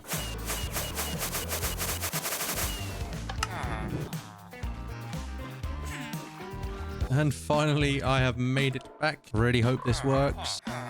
What? Why is it a regular villager? Right, I'm going to try that again, and they're in a swamp, so if I breed them, they should just give me a swamp villager. Bruh, something is not right. Instead of breeding the villagers in that small stone box, I made a larger wooden one a little bit further across the swamp, fed the villagers a bunch of carrots, and pretty much just waited around all day for them to breed. Wait, there he is! All right, all of you guys can just, I got another one! Let's go! Right, now I just need to get one of you in a boat and take it all the way back home to the rest of them. And here we are. That is every villager biome type collected. We've got the savannah, the taiga, the desert, plains, snowy, jungle, and finally the swamp. That is the challenge from Scavio completed. Let's jump to the next one. All right, Chaza, I've got an interesting challenge for you here. I want you to cook a chicken with lightning and eat it. Okay, so Ost wants to see me cook, which means first I'm going to need to get a bunch of chickens, because as you can see, I've already got more than enough copper. And since it's already raining, I'm going to craft myself a few lightning rods and see if I can get lightning to strike onto these rods. Try hitting it with a trident, or just completely miss. Time for Google, I guess. How to use lightning in Minecraft. Okay, so I have to wait for a thunderstorm first of all, not just for it to rain. And I'm also going to need to find some chickens so I have food to put on this barbecue. And here is chicken number 1. Here's 2 chickens right there. Make that 3. There's another. There's chickens everywhere.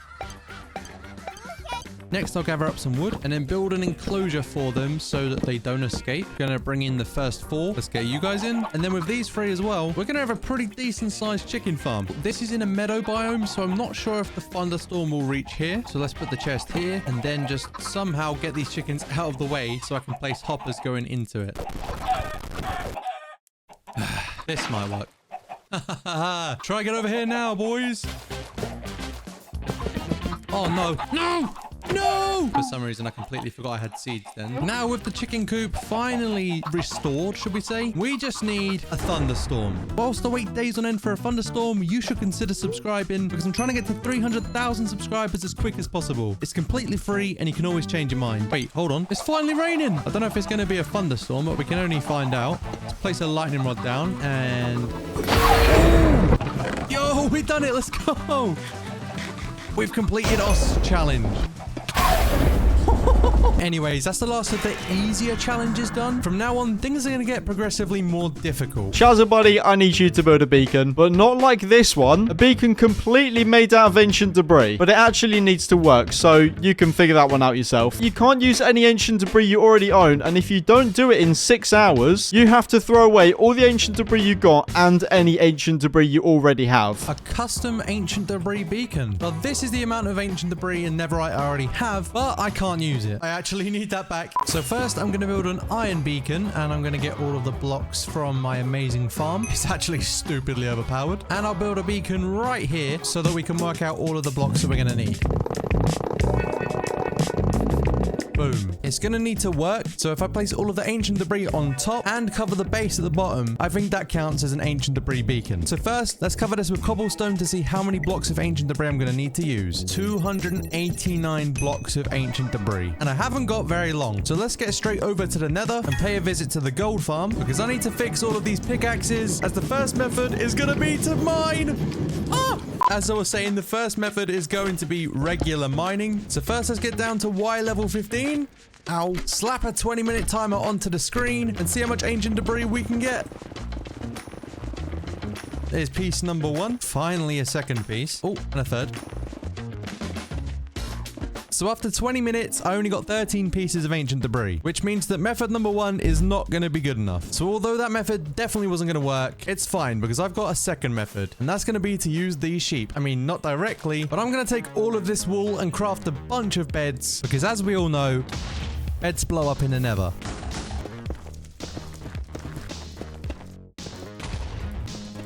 So in 20 minutes, that's only 18 pieces of ancient debris, meaning that this method probably won't be fast enough either. And I think eventually all of our armor would have been blown to smithereens. So with the clock still ticking, we move to method 3, Operation Demolition. And I've got a feeling that in these chests, there's already going to be a bunch of gunpowder.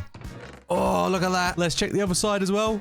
Yes! For the next few minutes, I'm going to craft as much as possible. Now it's time for the reveal. Just shy of 1,000 blocks of TNT. It's definitely not the most amount of TNT I've ever had. But let's get straight into the nether to see how much damage we can do. And it's time to set this thing off. Here we go! Run! So the initial explosion did a decent amount of damage, but we're going to need to explode the rest. And I'd say that's done a solid amount of destruction so far and created a clear path for us to mine all of the ancient debris. So from that, I've managed to get 16 extra pieces of ancient debris, and I only used like 150 TNT, which means we've still got all of this left to use. So in terms of time, I'd say that this is probably the best method to go with, and it's also the most fun. So whilst I dig out another tunnel and place down all of the TNT, make sure you drop a like on the video. Massively helps me out, and I really appreciate it. Anyway, back to the video. Oh no, it's already started! Holy... Alright, it didn't start this corridor, so I guess it's alright. Oh, here it comes! No, I'm gonna die! Oh, no! Oh, my... There is so much lava here. I'll do one more massive long line of TNT, and hopefully that's enough. Now, if we set this one off... Oh, my... Lava! Oh, that is not good. Despite the obscene amounts of lava, the TNT did a great job of revealing the ancient debris. Now, I'm just gonna go through and mine every single piece that I can find. All right, time for the grand reveal. Yeah, 99's not going to cut it. And I really need to complete this challenge because remember, if I fail 3 or more, this world gets deleted forever. And I've already got 1 strike because I failed challenge number 1. So I think it's time to take a huge risk. And that risk involves me spending 3.5 hours of the remaining time for this challenge AFK at my gunpowder farm to get more TNT. That'll leave me roughly 1 hour to mine a giant tunnel, blow it all up, and then get 190 blocks of ancient debris in just 1 hour. So let's do it. I'm almost positive I've got enough ancient debris to turn that into an ancient debris beacon. First, I'm going to have to remove all of the cobblestone, grab all the ancient debris. I think I'm going to start at the base for this. Place all the remaining pieces on top, and that is the custom ancient debris beacon complete. With about 12 minutes to spare, the challenge from Zetro has been completed, and it's probably the closest I'll ever get to a netherite beacon. Alright, so Chaza, what I'm going to need you to do is find 20 enchanted golden apples in 2 hours. Good luck, my friend, because you're going to need it. Since I started this world, I've only collected about 3 enchanted golden apples. Now I've got 2 hours to get 20, and the time has already started. Now, to the best of my knowledge, there's 2 main places where enchanted golden apples spawn: in desert temples and in ancient cities. I don't want to die just yet, so I think we'll start off with the desert temples. And it looks like I've already been here. So if I just pull up a map, I'm gonna have to travel a really long way away to find some newly generated ones. And the best way of doing that is to fly far away in the nether, build another portal, and spawn in some new chunks. Here's temple number 1. Nope. Nope. Nope. Hey, we got 1 already. Let's see if temple number 2 can be just as kind. No, it was not. There's a pillager outpost here. I wonder if I can find one in there. No, but there is this horn. I'm going to use that every single time I find one. But I won't be using it in temple number 3 as there was nothing inside of it. And that was literally the same for the next 10 desert temples that I looted. Oh, I'm actually being trolled. So after 30 minutes of trying desert temples and getting only 1, I need a new strategy. And that is to go underground into an ancient city. Nothing so far. Oh, the warden spawned. That's not good. Right there, look at him. I guess I'll try this side whilst he's over there. Oh, get me out, get me out, get me out, get me out, get me out. He just literally spawned next to me. That was so scary. Hopefully this one has one. Bruh, I am not finding a single enchanted golden apple. A 3rd warden. This is not going well. I'm probably gonna die. Oh, that's literally baiting him. I think there's like 5 wardens. No! Get me out of this place right now. My trip to the first ancient city wasn't very successful, but with about 80 minutes left, I'm sure I can turn this around. You've got to be joking me. How are they spawning already? Right, fun number 2. But there's like 5 wardens around me. Make that 6. What a troll. Oh, no, I need to get out of it. There's about 7 or 8 wardens here. So let's move over to ancient city number 3. Finally a 3rd one. And a 4th. It seems like my luck was changing, but I had no idea how much until... Oh my, 4-in-1 chest! And the warden spawned right next to me. But there's one more chest over here that I do want to check before I leave this ancient city. I'm just going to go for it. Oh, and it was so worth it. Another 2. Now I'm getting out of here for good. And I know I didn't do it for every single one, but... Whilst I exit this ancient city and make my way to the next one, let's have a quick recap. I've currently got 10 enchanted golden apples with approximately 1 hour to go, which is half of my time and half of the challenge complete. Therefore, this challenge is no longer impossible in my eyes. I could genuinely do this. And I'm going to need chests to give me a bit more than this. And this. And this. And it really didn't get better for the next 10 minutes, leaving me with just 2 enchanted golden apples from this entire ancient city. In fact, I ran into a lot more wardens. Hopefully not as many in the next ancient city, and this one needs to be a good one because the clock is ticking and I'm getting kind of nervous at this point. Nothing in there. Nothing in there. This is a great start already, and there's a warden. But there's 2 enchanted golden apples. Okay, let's go. I've got like 30 minutes to get 6 more, and it would help if I could actually see... Oh, another one. Just gonna sneak around here.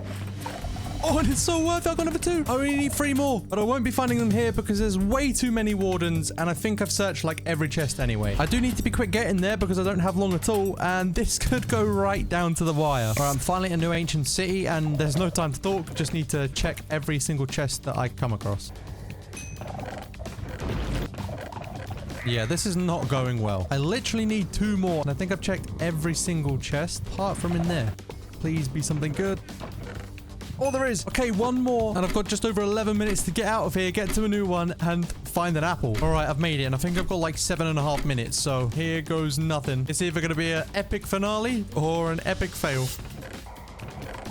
Yes, I've done it! 21 enchanted golden apples with 4 minutes to spare of the 2-hour time frame. I should probably get out of here before a warden tries to kill me. That's the challenge set by Mosey complete, which takes us up to 5 complete challenges, 1 failed, and 1 still pending. And that was Carver's challenge to find the blue axolotl in under 5 hours. Let's find out how we did. Oh, wait. I don't know if I actually saw one, but I kind of have to check now. Probably just wasting my time. No way! Oh my god! I am in actual disbelief right now. I'm pretty sure we've still got like 2 hours left, but right here in this bucket is the blue axolotl. Oh my...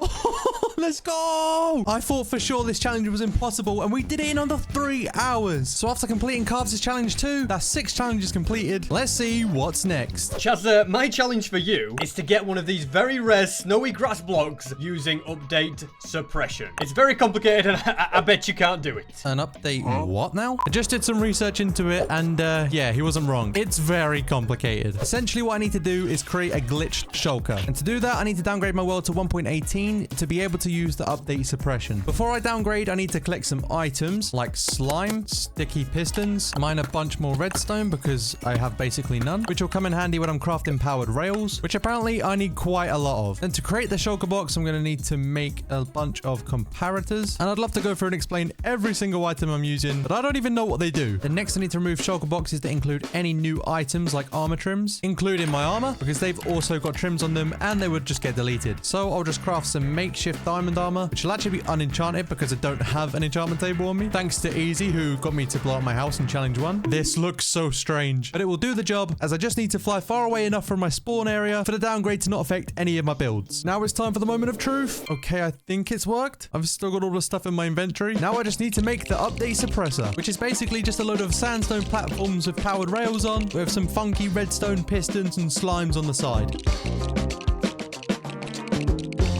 That is the entity suppressor now fully finished and turned on. And in the next part, I believe I just need to make a small glass platform, place down a lectern, a book and quill, replace this with a trapdoor, and then place a comparator facing this way. I think that's a good sign. Next, we just do this. Then we break the lectern and place a shulker box. Now I shouldn't be able to open this. There we go, I can't. I'm going to try and make 1 or 2 more just in case it breaks and this goes wrong. There we have a second entity suppressed shulker box. And now that we've got those, we can head straight back to 1.20. Oh, I thought I'd survived that. Now let's see if my world survives this update. And everything is still here. And before we find out if it actually worked, I'm going to get my materials back by destroying the update suppressor machine. All right, ladies and gents, this is the moment you've waited for. I'm going to place 2 blocks here and then put some snow onto this grass block, suppress it, mine this, place another block here, and boom! The snowy grass block is mine. Arguably the rarest block in Minecraft.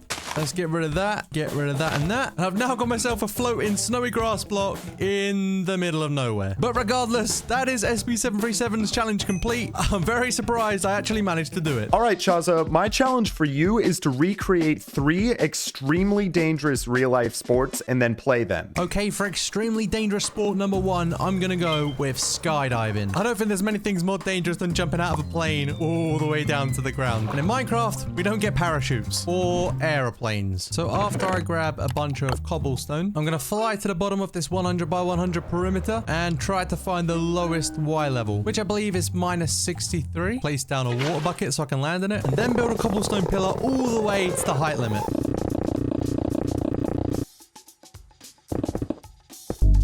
And here I am at Y319, which is the maximum build limit. Then after I take it down, I'll have a clear route to jump from the very highest point to the very lowest point. All right, no more putting it off. It's time to do the drop. Yeet. Oh my god, my heart is literally racing. Am I gonna land in it? Oh! Oh! What was that noise? Let's go! I got an achievement. I guess I can say I successfully did the skydiving. Moving on to the next sport, I think I'm gonna go with bull riding because I don't really fancy being in an arena with a bull. And my idea for this challenge is to find the villager outpost, get the bad omen effect, and then start a raid near a village, which will allow me to capture a ravager. Here we go.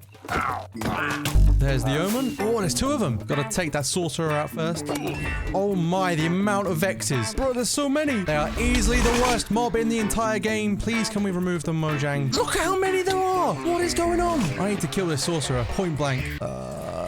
Second thoughts. Fighting off that many Vexes was not an easy task, especially as I almost died, but luckily I had a totem. I think I finally managed to get rid of the sorcerers, or whatever they were called, which means no more Vexes, and this becomes slightly more easy, but definitely not easy. Okay, we're just gonna charge me now, are we? I'm gonna try the same strategy I did in every mob video by luring him into here and then just blocking this like that. Okay. Oh! One, bro, I don't want to hear you say this isn't extremely dangerous because I've popped 2 totems for this already. I'm just gonna have to get rid of this guy. Now I have the Ravager trapped, I can go a little further north onto the mountain to flatten some land, and then build a decent-sized arena, which I'm gonna have to get the Ravager up to compete against me in bull riding. Time to get this guy inside the arena.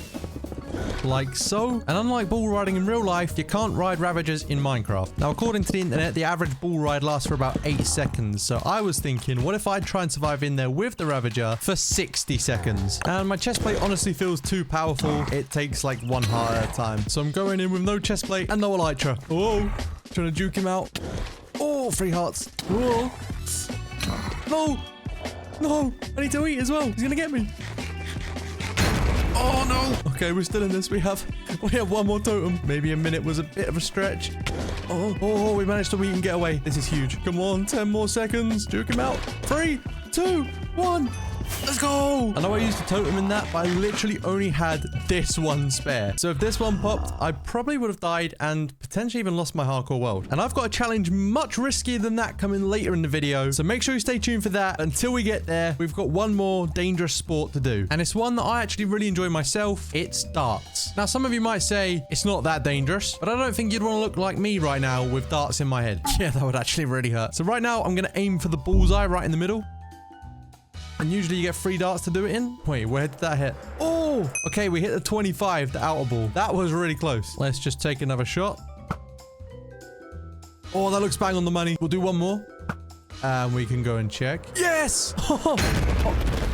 That wasn't supposed to happen. But anyway, we hit 25 again, but we also got the bullseye, which takes our overall score to 100, which is definitely more than I can throw in real life. But that's 3 sports built and competed in. Let's show Wumba and see what he thinks to see if we've passed or failed this challenge. All right, well done, Chaza, with the extreme sports. Skydiving, check. Bull riding, check. But darts? Dude, that is not an extreme sport. I'm sorry, but that is a challenge failed. So now, as a punishment, I will show you what extreme looks like. 10 withers on the nether ceiling at once. 10 wither bosses on the nether roof. Well, I can't really be mad about the forfeit because I probably should have just not failed the challenge. And if I'm fighting 10 withers at once, I am going to need a much better bow than this. So let's craft a few more, pray for some good enchants. And after combining a few together, this is going to be my weapon of choice. I just hope it's going to be powerful enough to take on down 10 withers, and he didn't say anything about not using a beacon, so I'm just going to use it to my advantage. Gonna get as many effects as possible. And I guess now I'm just going to place down all the soul sand and put the skulls on top to start spawning in the withers. This is so loud. It would help if I could hit shots. Oh my. I'm going to pop one of these straight away. Wait, I just realized I don't even have a totem in my hand. I must have dropped it somewhere. This could be the end. Just got to try and take him out from distance, but I can't even hit a shot. But I eventually got one of the wither bosses to low enough HP to make it melee attack me, giving me a better chance of killing it with my sword. There's one dead already. Let's go. Okay, we got 9 more. One wasn't joking when he said this is going to be extreme. And extreme it was. It got to the point where it felt like I wasn't even doing damage anymore, and I realized that the wither bosses were actually regenerating health as the fight was going on. I need to stick around this beacon. Oh, they destroyed the beacon. But after a bunch more bow shots, I started to come up with a way of taking these bosses down. I just need them to come in for the melee attacks, and then I can actually do a bit of damage. Oh, there's one by himself. First I'll deal this guy, and then I'll do the other 8 that are currently all together. And it was honestly so much easier fighting just one with the boss than all 10 at once. That's it, coming for the sword. You stand no chance. There we go. That's 2. This is doable. I will complete this forfeit. I mean, I hope so, because if I don't, then I have to delete this world. All right, that's 4 dead. And this guy's stranded by himself, so you pretty much have no hope, man. And I was right. It literally had no hope. But neither did the durability of my armor. So after killing 5 withers in total, I took a quick pit stop to my gold farm for repairs. And once everything was repaired, it was time to head straight back into battle against the last 5 withers. All right, let's do this.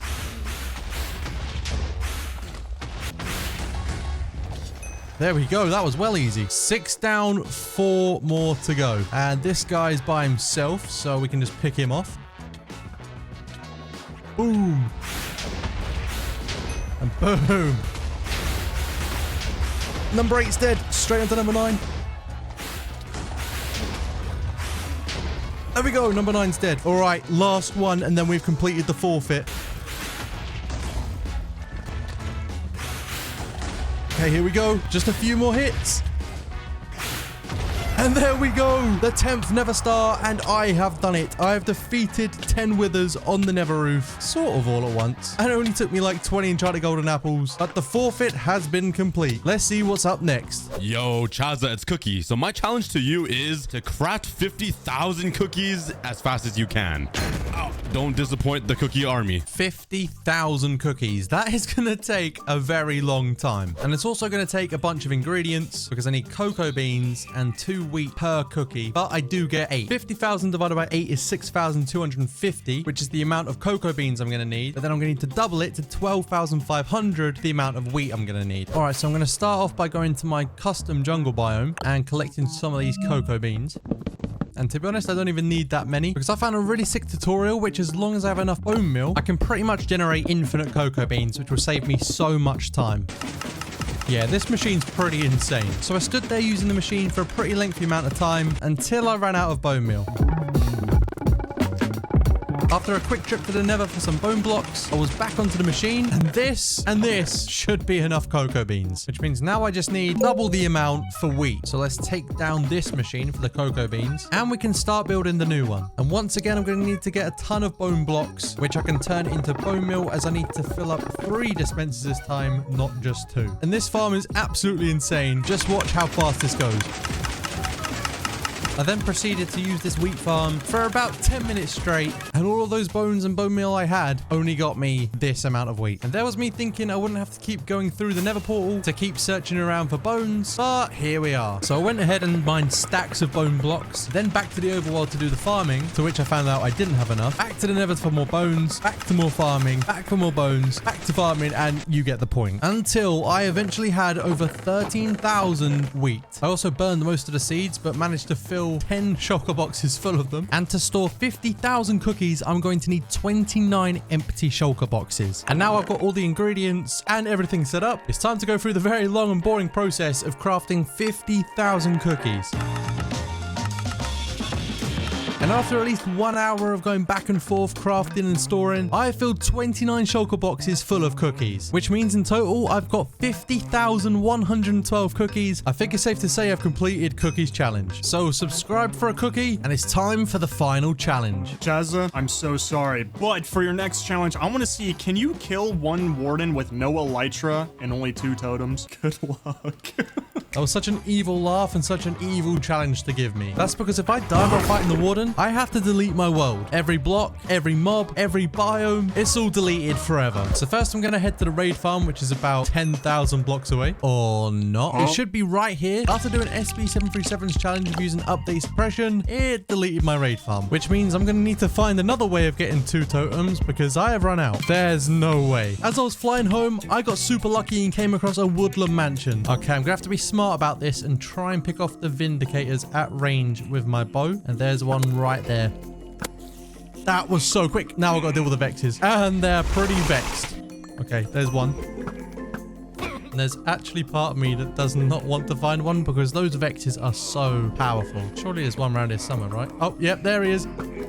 Get the totem and get out. Whilst looking for an exit, I managed to get a 3rd totem. Now I just need to stay alive and escape. Okay, we've done it. I managed to get 3 totems in total. That was difficult, but I knew that would be nowhere near as difficult as fighting the warden. So I had to make myself a survival kit, which consisted of potions, beacon, enchanted golden apples, and anything that could help me take down this warden. I feel like there should be enough stuff to help me. And whilst I went on the search of looking for an ancient city, I started to think back to every single episode I've done on this world so far and how we could just all so easily be lost at the hands of the warden. If you've enjoyed this world and any episode on it, leave a like right now and smash the subscribe button. But that's enough time for sentiment. Let's get to the bottom of this mountain and hopefully there's an ancient city there. First signs of what could be the end. Well, not the end, the ancient city, but you know what I meant. And here we are. We have arrived in an ancient city that I've probably already been to. Now, the first plan of action is to find an area, like in a corner or something, where I can dig a tunnel. Like over here, for example. Build myself a beacon, which can give me every effect. And I'm now starting to question why I brewed speed and strength potions when I've got speed and I've got strength.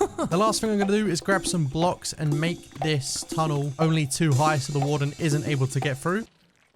What? Oh my, there's a sensor right over there. Do I just set it off now and let the warden spawn so I can shoot him at range? Or I don't think I have a choice. Okay, so my chest plate's on. I'm going to splash speed and strength because the beacon's all the way back there. Oh, I can see him.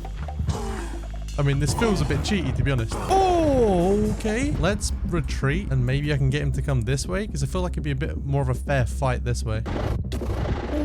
All right, he knows exactly where I am right now. I don't even know where he is. He knows where I am. Honestly, thank God for this chest plate because without it, I would be so dead right now. These resistance and regeneration effects are also helping out a lot. Try and see if I can get close enough with the bow. Oh, one heart, one heart, one heart. I do believe we can do this. I think he's pretty low.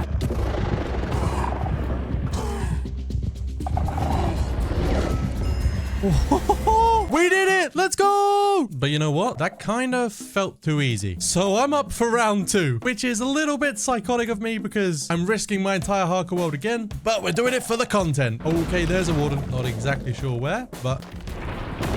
Oh, I meant 1 warden, not 2, bro. All right, I'm gonna back up. I regret this already. Get some hits in at range.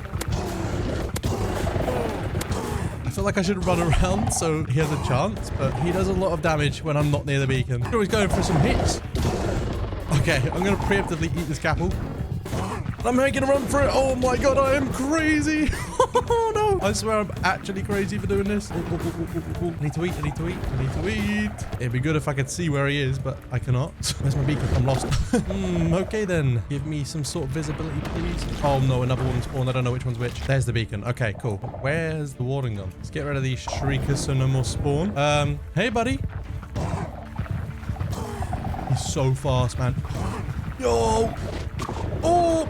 No! I'm just gonna have to kill this guy at range because it's way too dangerous. But technically I did it without an elytra and with only 2 totems, which I've not even popped yet, so... heart and a half. Oh, there's the first one. I'm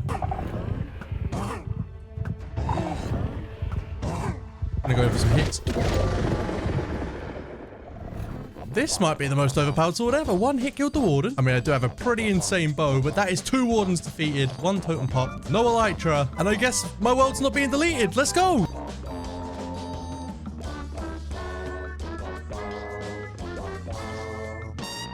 Every Minecraft player needs somewhere to store their most valuable items. So today I'm going to build a bank with a super secure vault, put layers of defense around the outside, challenge rooms on the inside, and then invite 4 of my YouTuber friends to come and test out how safe it really is. So I'm going to get started with phase 1 of my plan, which is to build the bank, and I'm going to need an obscene amount of sandstone. So I'll spend the next couple of days clearing out this desert, and then spend even more hours clearing 10 to 15 layers of a terracotta mountain to give me a flat surface to build on. Now the area is ready to build on, I'm going to get started and see how long this takes me.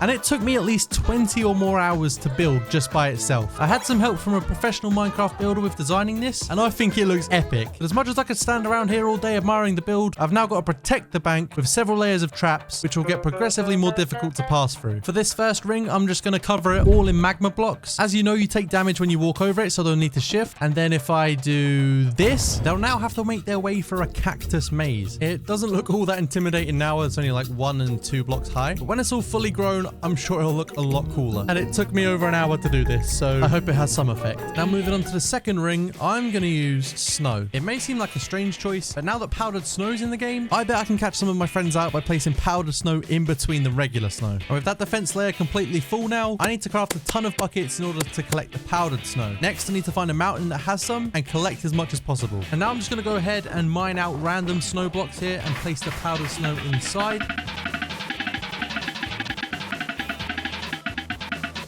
So when the YouTubers join, they might think it's just an easy walkthrough until they fall down, potentially to their death. Oh, wait!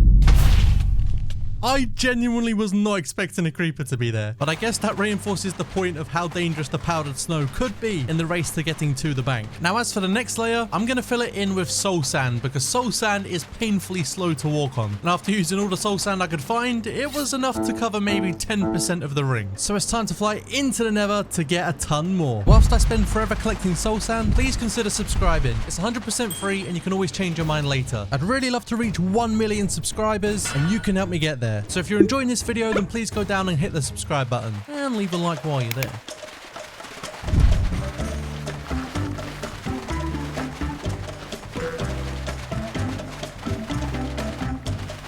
After a lot of excavating, I had a solid amount of soul sand to take back, but I was missing something to go on top of that soul sand layer. And it was these guys that would provide me with the key ingredient to get them, and that's ghast tears.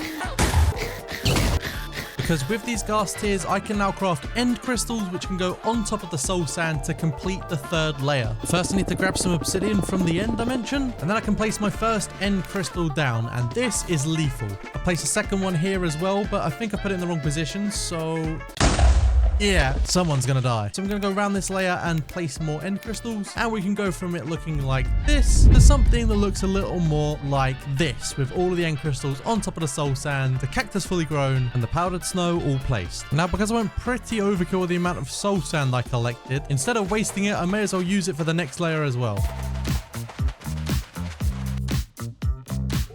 This should be the final stack, and now it's all placed, I can literally just light up the entire area. I think it was about 65 flint and steels I went through, but the overall result is definitely worth it. Now, for the last layer of the fence, I'm actually very glad it is the smallest circle out of all of them, because I'm going to need to place cobblestone like this over the entire layer in order for me to be able to place down lava buckets and fill literally the entire layer with lava. And that is going to take me many hours, which it did, as I had to place down multiple shulkers full of lava buckets, then head back into the nether and fill them all up, travel back and place even more down. Eventually I had done it. In my opinion, this looks epic. I did want the entire ring to be a full lava source block, but that would have taken me an obscene amount of time. And to be honest, it looks quite cool with all the lava moving anyway. Now, to complete this final layer of defense, I'm going to get myself some orange stained glass and orange stained glass panes and have a mini parkour course over the top of the lava. Then finally for the outside, I'm going to mine all of the blocks around the bank before setting off to find a lush cave and mining as much moss as I possibly can pan, and then place it all around the outside where the terracotta used to be for an end result that looks like this. That's phase 1 and 2 both complete. We've got the bank built and the outside completely finished with the layers of defense. For phase 3, we need to do the inside, and not this inside as it's pretty much all furnished. It's the actual part inside of the vault with all of the challenge rooms to go in these empty spaces. There will be 3 separate challenge rooms, a parkour course, a DoorDash type challenge like in Fall Guys, and then a 1v1 arena. One YouTuber will be eliminated per round based on where they come in the challenge, and I don't have long until they join the server. So let's start out by building the parkour course, and that will begin behind the vault door in the first room. I'm going to put down some basalt, observers, buttons, and iron bars. Then I'm going to craft myself some bamboo blocks with some banners and place them around like they're packed cash. I'll then close off this next section so they actually have to do the parkour. So I'm going to use the new chiseled bookshelves,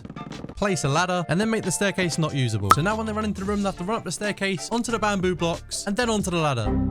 And then actually onto the ladder, on top of the bookshelf, into the next room, which is currently completely empty. So I'm going to start by mapping out some different sections because I don't want the whole room to be just one theme. I want to have different themes in different rooms for the parkour, but I also need to include a ton of valuables because this is a bank after all. So let's take a look inside my valuables chest and take all of this gold out, and then placing gold blocks all around this room. And I'm even going to place down some golden pressure plates too. I'm not going to show off the parkour section for this area just yet as I want it to be a surprise for later in the video. For the next part of the parkour, I'm going to need some materials that I don't actually have. So first up, I'm going to go to the wood farm and plant a load of spruce saplings to get some spruce wood. And then although I have an amazing gold farm and tons of gold, I don't have enough raw gold in order to make blocks of raw gold. Wow, I feel like I've said gold way too many times. So I'm going to try and find as much gold as I can in this 100 by 100 area and then go looking inside of caves because I don't really have time to strip mine. I think that's enough gold mining for now. I can definitely start crafting some blocks of raw gold and begin working on this area, which inside I kind of have some shelves as if it's where the paperwork would be. And that is how it's going to look with a few more placed behind it to fill up the room. Then for the parkour, I'm going to have it going through where this sandstone is right now. So I'm going to craft some more blocks along with some pistons, place them all down, and then hide them with black banners. That way they shouldn't be able to see the pistons coming, and it will make it that bit more challenging. I also want to place some hidden dispensers with stuff like arrows and maybe potions inside. But that is done for now until I come back at the end to turn it all on and put things inside the dispensers. Which means next we can move on to this empty room. And just like the last room, because it worked so well, I'm going to build a bunch more shelves, but taller this time. And they won't all just stand alone. I'm going to have them go around different angles as well. And that way we can take the parkour from over here, along the wall, through the bookshelves, do a loop through some more, and then have them parkour through to the next section. So let's get to building all of these bookshelves before we can put the parkour and decorations inside. And now the structures are done, I can start building the parkour around by placing slabs to jump onto. And I don't want to reveal the whole course just yet, so I'm going to take a quick trip to my sheep farm to grab some wool so that I can craft some carpets and begin carpeting the floor of this room. I'll also add some fences on top of the shelves and then place down the final parkour slabs to lead the players into the next room. But before working on the next room, we need to finish this one, and to do that, I'm going to place down a bunch of valuable blocks like diamond blocks and gold blocks with some emerald blocks scattered around too. This room's given the bank a more expensive feel and like it's actually got valuables inside and something worth robbing it for. So with this room now fully done, we can move on to the final parkour room. And seeing as I got a ton of snow to use for the perimeter of the build, there's no point letting it go to waste. So with that snow, I'm going to completely cover the floor of this next room, and I can even use it for the parkour too. I've mapped out the room with snow for where I'm going to build like snow and ice pillars. Hey buddy. Now I'm going to go around and make snow pillars with blue ice on top.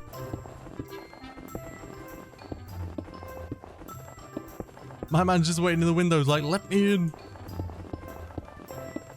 So that's the snowy ice parkour course done. And as soon as I get to this bit, you have to jump and hit the trapdoors to get up to the top. And as they go up the ladder, there's going to be a chest here. And I'm going to put some key cards in. So they have the key cards to access the next room, which is obviously empty at the moment. But that's a good thing because it means the parkour challenge room has been complete. And I can now start working on challenge room number 2. And I'm actually very excited about building this one because I'm going to make it sort of a DoorDash game mode, obviously without these mobs. And the challenge will consist of 4 walls with 3 doors in each. Some you can walk through and some you just can't. There will be an extra phase to the challenge, but let's get started with building the walls so I can show you what I mean. This is how the walls are going to look, and I'll obviously put paintings in front of the wall and signs so they don't know which side to choose. And that first wall took me over 25 minutes to build, so I need to get a move on. And I managed to finish the other 3 walls in the same amount of time it took me to do the first wall, but that was just the main structure. Now I need to add in all of the detailing. I'm going to use some chiseled stone bricks, polished andesite stairs, and the tough brick walls, which is what I'm going to be putting the emerald, diamond, and gold ores inside of, but I can only use gold now because I'm officially broke. But I do have 4 completely built walls, which means I need to build 1 more basic wall at the end and then finish off building this tunnel which they'll run through. And then we can start working on the next part of this section, which I'm going to need to grab some more wool for. Yo, my man just chilling. Oh, I thought he was climbing the ladder. I'll also grab some slime from the slime farm. And there's currently not enough in there, so I thought I'd AFK for a few days. And oh my.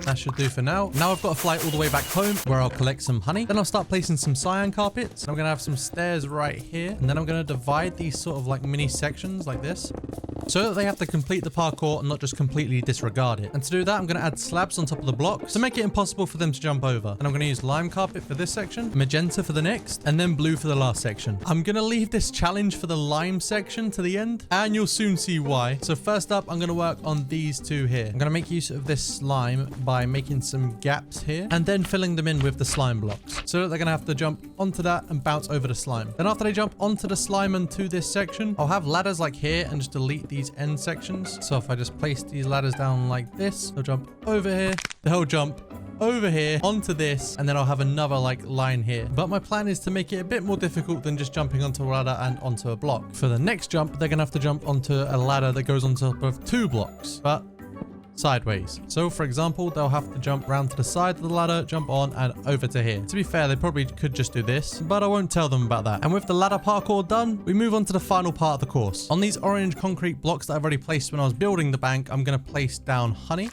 It just sounds gross. And as you can probably guess by the color scheme, in between, I'm going to place a ton of lava. That way they'll have to parkour like this over the blocks, and it should be a pretty decent challenge to see who can get through to the end. So I need to head back into the nether to once again collect a ton of lava. And you've already seen me do that for long enough in this video, so I'm just going to go ahead and place it all down.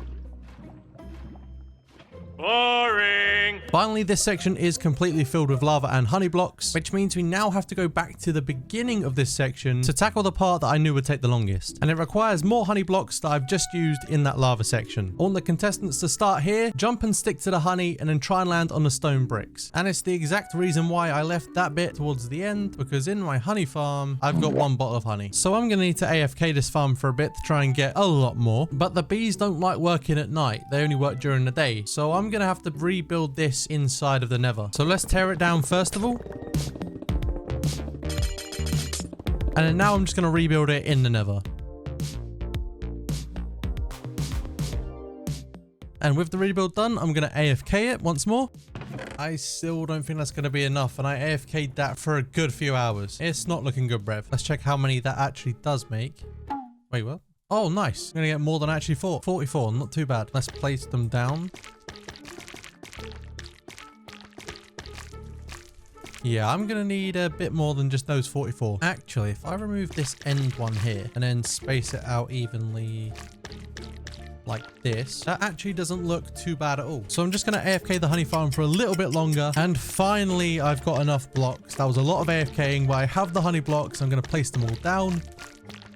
And that is this section complete. You have to run and jump and stick to the honey to land on the stone bricks and then jump on the slime. And that part may be done, but the overall room isn't done yet because I need to fly away from the bank and find a nearby mine shaft in order to find some cobwebs and mine them with shears to bring them back. If I kill these guys and break the spawner, I've got a free run at a ton of cobwebs. I don't know exactly how many I'm going to need, so let's just collect as many as I possibly can. And now I've collected way more than I'm ever going to need. I'm going to place them all down on the doors that are going to be blocked off. Then I'll craft some paintings to cover them up and go around and cover them up. So now if I craft an anvil and rename these 3 pieces of paper, 3 of the 4 YouTubers will get one of these and pass through to the next section, which is now fully complete. So first I want to make a cool looking entrance, and for that I'm going to need to mine a bunch more tuff as I currently ran out.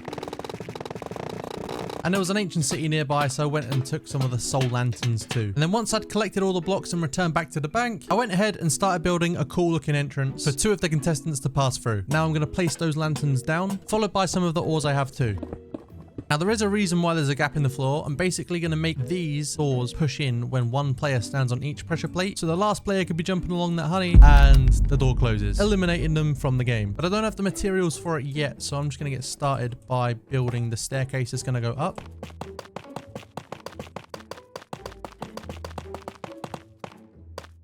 just like that. Then under the last line, I'm going to make a line of polished andesite.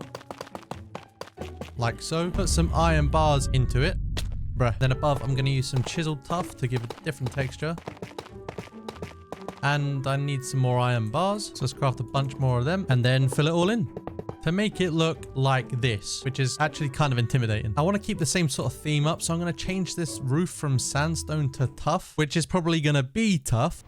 Why are you the way that you are? So I'm going to start out by just mining the current ceiling and avoiding all these mobs, and then spend what feels like an eternity mining the rest of the sandstone before placing stacks upon stacks upon stacks of tough blocks to fill in the ceiling, and then replace the sandstone back on top. Now it's time for the really long part. But before we get there, I'm going to start placing down these sticky pistons because I want this door to close when 2 players stand on a pressure plate each. That way the third player will be eliminated and locked out of the challenge room. So thanks to a tutorial, I'm placing down loads of different redstone blocks, pistons, repeaters, you name it, and I'm placing it. Now if I cover this up with sandstone and then place a pressure plate here and here, and if a player stand on this pressure plate and this one at the same time, these doors will close.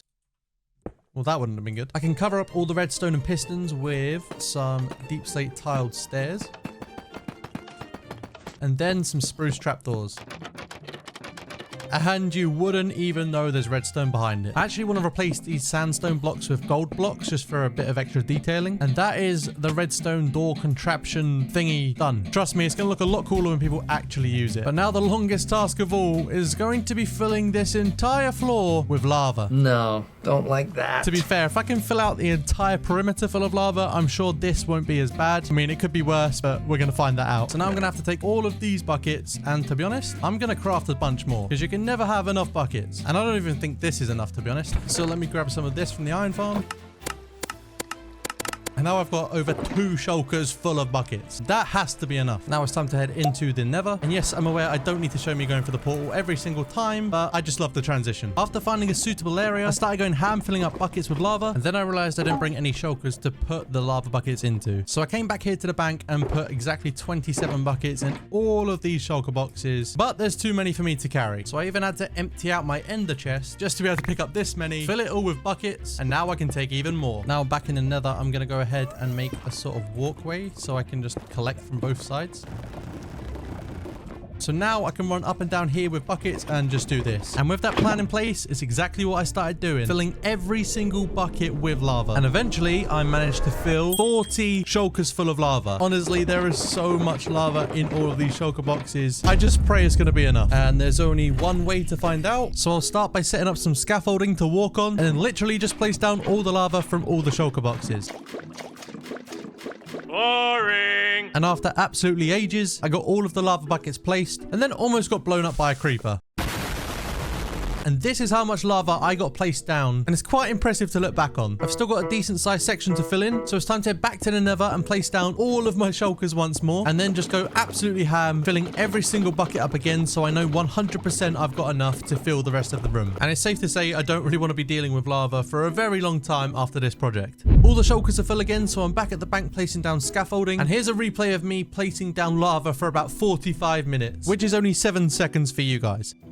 And boom, this is the result of me placing what feels like thousands of buckets of lava over the course of a few hours. But it is finally done, which means I've got one final thing to do for this room. And that is to return back down here and find the shulker box, which is full of snow. And with it in hand, I'm going to make a massive snow platform because I'm making a giant spleef area. Throwing it way back to the old Minecraft days of the spleef mini games because they were a lot of fun. But I've run out, so I've got to head back to the snow biome to mine a ton more and then return to place it all down and complete the snow platform. The last 2 contestants will be on this platform and they will spleef trying to knock the other person into the lava to win. I've got to replace that now. And I'll also need to provide them with some shovels. So let's get these repaired at the gold farm. Then now I'm going to craft some item frames and place them on the wall with the shovels inside them, which completes this section and it's now ready for the 1v1 battle to the death. And once I've gone through and placed in the little details, such as finishing placing these ores and brewing potions to put in the dispensers. I'll finally finish this section, which I left to the end because I didn't want it being spoiled. And what I'm building here requires a bit of magic, because in my world, I can't make gravel float. But on the server me and the YouTubers will be playing on, the gravel will float with no glass below it. And when they jump onto the pressure plate, the gravel will either stay floating or they'll have to run back to the beginning because it's fallen to the ground. So now that's everything complete, so I can close up the vault and then place a piece of TNT and a flint and steel inside of this barrel for the YouTubers to blow up the vault door. That is the bank fully built and complete. Now we just need the YouTubers. But before they join, consider joining my Discord server if you want to be in videos in the future. The link's in the description. I've got a few plans up my sleeve, so make sure you join and become a member of Team Chaza. All right, guys, welcome to the video. Right behind here is a bank. In it, you're going to compete in some challenges, but you got to get into it first. First person to go in gets an advantage. The last person, very big disadvantage. Are you ready? Oh, I'm excited. Let's go. Let's go. Starting in 3, 2, 1. Go! Let's go. Let's go. Oh, it's like a maze. Oh, no. Oh, no. I'm gonna die. Okay. The lockdown's in the lead. How'd you get through this fire? You just got to run for it, bro. Wait, surely this is just gonna kill us, right? Oh, no. Okay, go, go. Why does it hurt so much? Yeah. Oh, they're all neck I'm and out. neck. Oh, no. Get in the lava. Oh, I didn't even think about that. Mosey's out. Back to the beginning for those two. Oh my god. And Easy's down as well. Lockdown's got a clear lead. Can he do No. it? I'm in. Run. Zetro's in the lead. Come on. Get in. Off Oh, along. no. This fire damage is actually insane. Come on. Wait, lockdown is so toxic. Wait, Mosey's actually making it. Oh, we need to team up Mosey's here. We gonna need to do team it. up. Mosey is the first person to the entrance. Oh, no. How? I don't know how. I'm still burning. How have you done that? Lockdown's gone round the side. Let's go. Lockdown is second. Oh my god, I did it again. Okay, Oh, healer. I'm out. If I fail Who's this... gonna do it next? It's gonna be Zetro. Oh, no. It's not gonna be Zetro. Oh, dude. Both our rosters showing big time. Come on, bro, you got this. Oh, he's No, on the I'm way. gonna be- Easy's done it in third place, which means Zetro. Sorry, buddy. You're in fourth. Oh, well. Oh, If you can do it. Okay, so whilst we wait for Zetro to finally finish the course, let me explain the next part. As Mosey came in first place getting to the bank, he will receive a few seconds head start on the first challenge room, which is parkour. Every few seconds, someone else will then join him in the order that they got into the bank until they're all in the challenge room. Now, if you guys want to come in. Let's go. this looks sick. This is insane. Oh, this place is crazy. Maybe. Don't come upstairs. Don't come upstairs. It's empty. It's empty. It's Yo, pause. All right, guys, come through. Mosey, since you won the first challenge, you have the honors of blowing up the vault. Whenever you're ready, blow it up, bro. Oh, bro gets to do the honors. Oh, no. Stand back. Not you, mate. You got light it. Whenever you're ready. Whenever you're ready. Yeah. You gotta use it, bro. Run. Wait. Yo, wait. Where's he going? Is he gone? Lockdown, go. Oh, Easy, go. Zetro, go. okay, good. All right, I'm in. Oh my Why do I god. suck at this game right now? Oh my god. Whilst the other three struggled in the first room, Lockdown somehow became a parkour pro. Oh, no. Yo, Let's go. yo. So sorry. Oh Wait. my god. Easy then trying, managed mate. to do the same. Yeah. You say this except you started. What is this? I Oh so my messed God. that up. Okay, I'm chilling. No! But both Zetro, No. I'm supposed to. What the? and Mosey failed to do so. No. Whoa. Hang on. No. Is this possible? Broken, I think. Oh my, I just Okay. wait. No. Oh my god. I lost it. The whole lead I had. This is unbelievable. I need to go quickly before... Oh, no. Oh, ah, poison. Oh, what the hell? You got this, Easy, bro. You got this. Nah. Oh my god. Please do Come on, easy. guys. If What you are hit doing? me, I'll actually... Please. I'm running past you. I don't care. Lockdown, bro. It's one jump. You got this. No, this trapdoor is so Oh, hard to no. get on. Oh my Zetro, that's fantastic. Oh my god. And Zetro Shenanigans gave him an easier head start over the other two, Oh, no. Oh, that's actually karma. but not for long. Easy's managed to get through. He's onto the ice. How did you get Easy's on the through? last- Ooh. Made it. Where do I go? Oh, this is nice and Christmassy, isn't it? Oh my god. Mate, how have I actually... Mate... Oh, I'm worried about Easy right behind me. Oh, no. I'm not Is it this punching way? you, dude. I'm peaceful. Oh, wait. What? Where do you go? Now you got a wall jump, bro. Oh, no. No, this is the ice. Oh! Oh, he's done it. Oh, now he's got a did wall he? climb. No. Oh, Let's go. Yo, Zetro is Let's through. go. No! Take one of the access cards. No, just one, bro. Not Just one. Okay. The other three were still struggling, so I thought I'd give them some motivation. Whoever's the last person to make it through won't get an access card and will be eliminated. Oh, okay. Why did you? I didn't need to know that. You shouldn't have said that. Yo, Mosey is in the lead in a moment. No! Oh, my they're God. crumbling, they're crumbling. Why is this so hard? Wait, Mosey's you gonna do it. You have to jump. Okay, alright. Oh! Okay, go. No, just... Sorry. Alright, there we go. Got it. Mosey and Zetro are first between lockdown and easy. No, he's trying to punch me. He's trying to punch me. What is this sabotage? That is so toxic. Go do your parkour, guy. Go. He's fully avoiding no. the hits by jumping. Yo, he's done it. Oh, no. Oh no. We're chilling, bro. Oh my god, it's gonna get on forever. Except for the part where you knocked me off. No! What are you talking Oh, about? Easy's bottled it. Oh, So no, he's bottled locked it. Come on. At this point, it felt like neither of them were going to complete the course until... Oh, Easy's done it. He's on the last jump. The last jump. Oh, he's through. He's just got to do one more jump. Can he hit him from there? Oh, no, I almost tried. did it. He's done it. Oh my god. I can barely It was breathe. nice knowing you, Lid. All right, guys. So everyone with an access card, you've progressed through to the next challenge room. But unfortunately, that means the lockdown has been eliminated from the game. No. So you guys know what to do next. Oh, wait. We're just gonna straight up execute this man. Firing squad. He's gone. Wait. The second challenge room consists of multiple walls which have 3 doors on each. Only one door on each wall is accessible, with the other 2 having cobwebs behind them. So try not to get stuck. Once you've gotten through the door maze, there is an obstacle course which only 2 contestants can progress, with the 3rd player being eliminated. All right, guys. 3, 2, 1, go. Let's go. I want to get to this one just because it's... Oh, no. Oh my. Is it this one? Oh, yes. Oh my. Cetro's in the lead. Yes. No. Oh, but he's stuck. Get away. Hey. Oh, no. This one? Oh, they're neck and neck. Wait, why is this actually so close? Oh, my. Oh, This is chaotic, bro. Oh, All right, make sure you sleep on the bed first. Sleep on the bed first. Sleep on the bed Hey. first. Yo, Zetro's so toxic. Yeah, you belong in there. It's so good. You belong in there. Zetro's dead. Why are you spamming me, bro? Oh, no. No!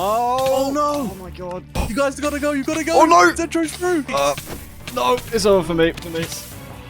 No! Why, man? Yo, Mosey has been eliminated. You guys shut him out, which means it's time for the final round. As you can see, there are 3 shovels on each side. This is gonna be a 1v1. We're throwing it back old school to spleef. Oh, no. Harry Potter thing, yeah. Oh, I'm so nervous right now. It's a best of 5. 3, 2, 1, go! Oh, let's go. Okay. Whoa! Come on. Oh, that was so close. Oh my god!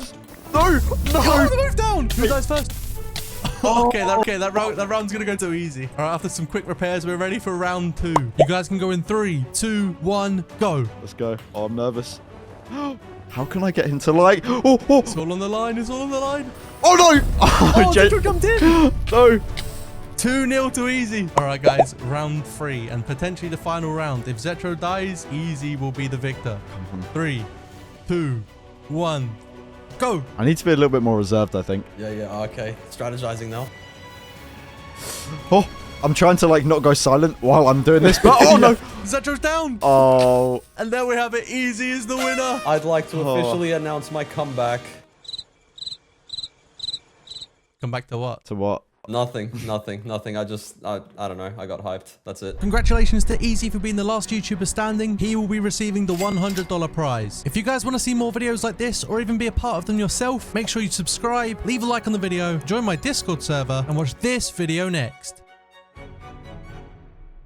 My Minecraft hardcore world is almost 2,000 days old. I've built every biome, captured every mob, built every automatic farm, and collected every block in the game. But that's not everything. Today, I'm going to dig out a tunnel and collect every item that exists in the game. I've done some research and made a list of every obtainable item in the game and grouped them into categories ranging from easy to collect to hard to collect. For example, pork chops would be considered easy, but something like a Never Star or the rarest item trim in the game would be classed as difficult. I think the most famous item in Minecraft is the stick. I'm going to need a ton of sticks as well as a lot of leather to craft item frames to put all along each side of this tunnel.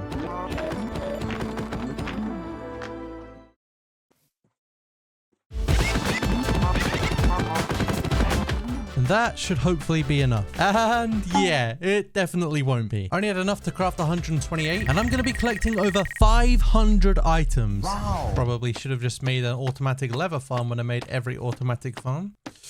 So far, we've got the stick, raw beef, and raw pork chop. Sticking on the theme of food, I'm going to get raw chicken, which gives us also a feather and an egg, raw mutton, wheat, carrots, potatoes, pumpkins, sugar, salmon, glowberries, sweet berries, tropical fish, cod, apples, more than one so I can make... Look at this dude. So I can make the golden apple, rabbit, carrot on a stick, one of my 50,000 cookies. Then I collected a few more of the easier items, as well as ones I had lying around, to complete the food section. I'll temporarily cut off this section with stone bricks, so we can move on to the next one, which is going to be all of the colorful items. And I don't know why I'm flying away for this one, because I've got almost all of them already, apart from the black dye, green dye, and the light gray. Now I've got all of them, and there won't be as many as there is in my every block museum, because these are all blocks. And item wise, there's only the dyes themselves and the bundles. And I've never used one before, but apparently to craft them, I'm going to need string above some leather. And there we go. Wait, what? When you craft it, it feels... What? Yo, this is like a whole new experience. Look. Yo! I've now made too many because I only need 17, which is one for each color. And then we just have this one, which is the odd one out. Now I need to start coloring them all. Then I'll place them on the opposite side of the dyes themselves. And just like that, we are uneven. So to fix that, I'll place a piece of leather there. And that marks the end of the colorful section, and it's pretty small. That's what she said. But it all contributes to the total number, and we're currently at 84 items collected. And that number's going to be more than doubled in the next section. And that's because I'm going to be crafting every single different piece of armor. And the types of armor are going to be leather, chainmail, iron, gold, diamond, and netherite. Might not seem too bad. However, that also includes enchanting every single piece. Now, I'm absolutely fine in terms of iron and gold. And chainmail should also be fine, as I can trade with these guys. But it's not looking good in terms of diamond and netherite. I mean, sure, I could use all of that ancient debris and craft netherite armor. No. Wait, don't worry.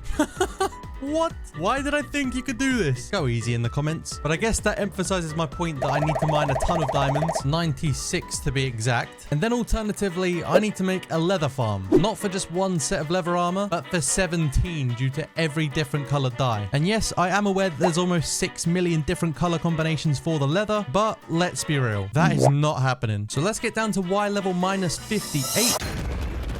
Really gotta stop doing that so casually. But anyway, let's get started on the mining trip. I must have mined literally like 10 blocks, and I've already found diamonds. Hopefully that's a good sign of things to come.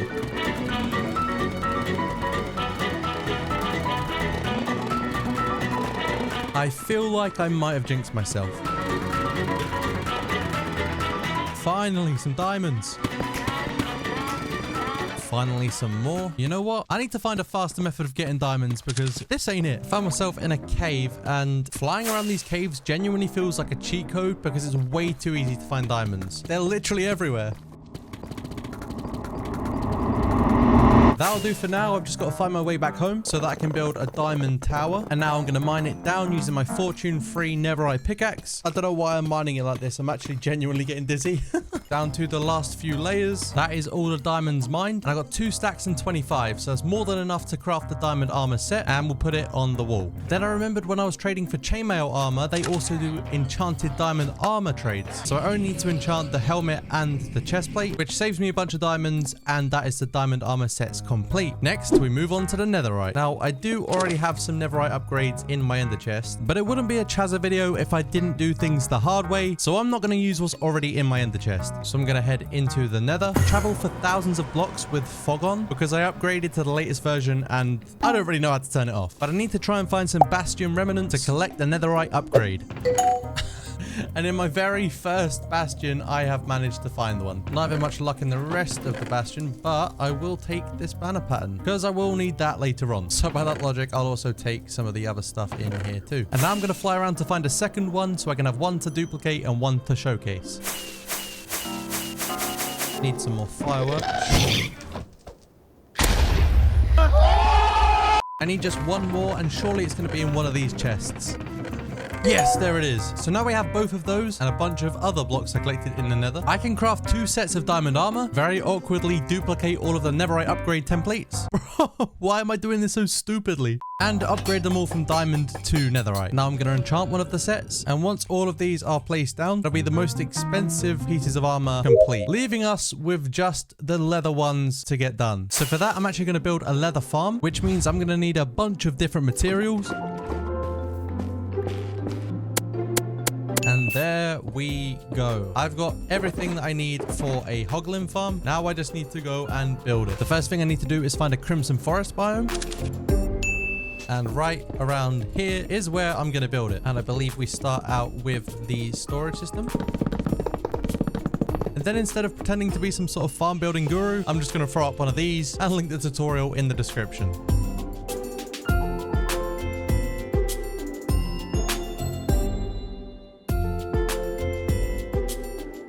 You're supposed to be in there, bro. You run, boy. You run.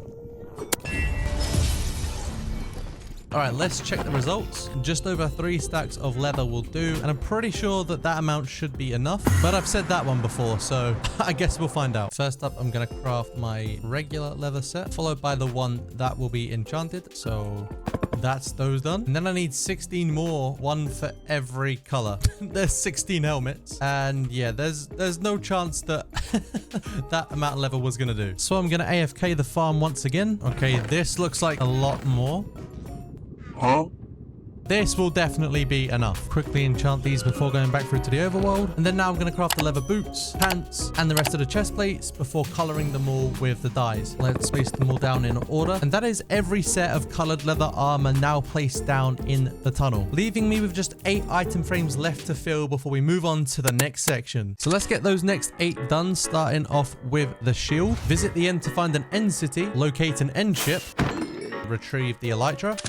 And then, oh, that's good. We've got 2 of the horse armors ticked off from this chest. And whilst I'm in the end city, I'm going to battle all of these shulkers, but also, ooh, take that armor trim. I'm not sure how rare it is, but I'll take it. Apparently, there's only a 6% chance of that armor trim spawning in the chest. So that is a W, and 1 less for us to find later on. For the other 2 pieces of horse armor, I need to find them inside of a chest inside of a structure. For example, a desert temple, outpost, ruin portal, and a shipwreck. Wait, found the pale garden, but it's tiny. Does this even count?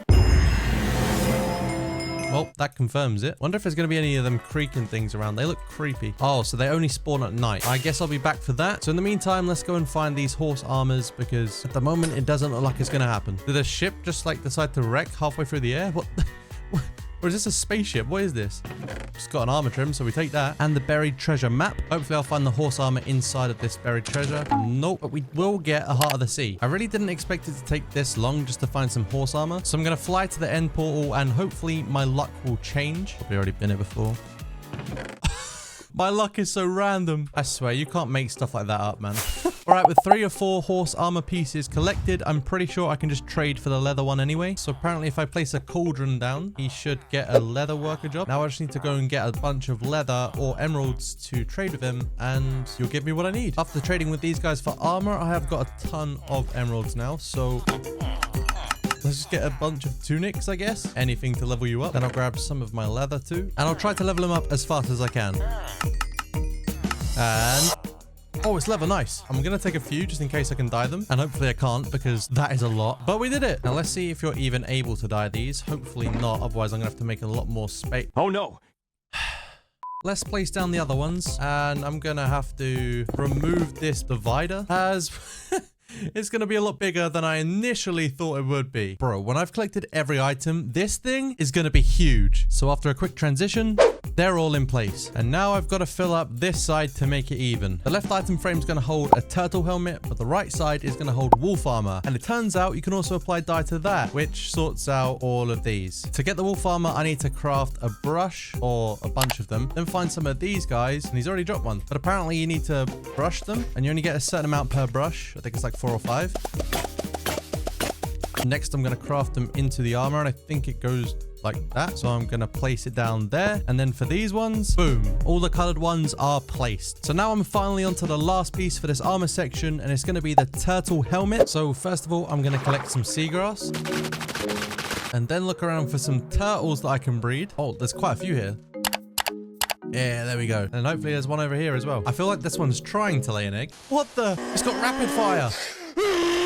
All right, there we have it. 2 eggs. There's one over here as well. I'm going to try and bring them all into the same place. And then I didn't actually realize, but you have to wait over 5 Minecraft days just for them to hatch. And that's a pretty long time. Oh, the first one's hatched. I've got 2 baby turtles. They're so small. Now I need to feed them seagrass because apparently it makes them grow faster. And it actually did. There is the first scooped. And there's the second. Yo, there's 4. Nice. Minions, grow. And there we go. 2 of them are grown up. So now we've got 6 scoots, which is more than enough. And we can set these guys free. Now I can fly back home, craft myself the turtle shell. Yo, this hat looks so cool. Let's get it placed down. And that is the armor room complete. For the next section, I think it would make sense to make it the tools and weapons room. So we'll start off with the wooden tools first. And then just like in the armor room, I'm going to have a second set, which will be enchanted and placed onto this wall here. Now I need to go and enchant all of these. And as you can see, I ran out of diamonds. But luckily, I have some enchanted diamond hose spare. So ta-da! Then now I'm going to head to the gold farm where the enchantment table is to enchant all of these tools and make them shiny. And it looks like we are out of room. So I'm going to just... As you can see, I don't have quite enough diamonds to make 2 more sets of tools. So for now, I'm going to focus on the other tools and weapons that are on the list. One of them being a brush. Then if we collect some string from this farm, I can craft 2 bows, as well as 1, 2, 3 fishing rods, 2 sets of shears, and then get myself a crossbow from killing some of these guys.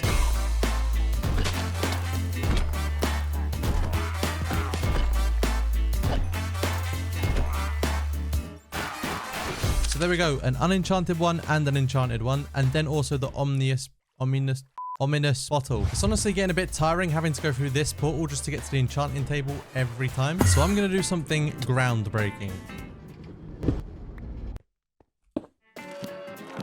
Wait, you can't enchant the brush? Oh, I need to add an enchanted book to it. Same with the shears. Okay, so I'll enchant some books instead and then apply unbreaking to the brush and efficiency to the shears. So that's those placed down. Then if I grab myself some amethyst shards, I can craft 2 spy glasses. It's actually the first time I've crafted one of these and it's kind of cool, but I've also got this mod, so kind of pointless. And it was also pointless making 2 because you can't enchant them and you can't combine enchanted books with them either. So I guess... Wait, I need that. Apparently, if you add a fishing rod with a warp fungus, you get warp fungus on a stick. I didn't know that, so that can go there. Wait, can I? You can enchant it, no way. So that can go there, and I can put one on the other side now too. And then to even this section out, I'm going to place down a compass, recovery compass, and a clock. Then finally, I need enough diamonds to be able to craft the netherite tools, which means I need to go and mine some diamonds.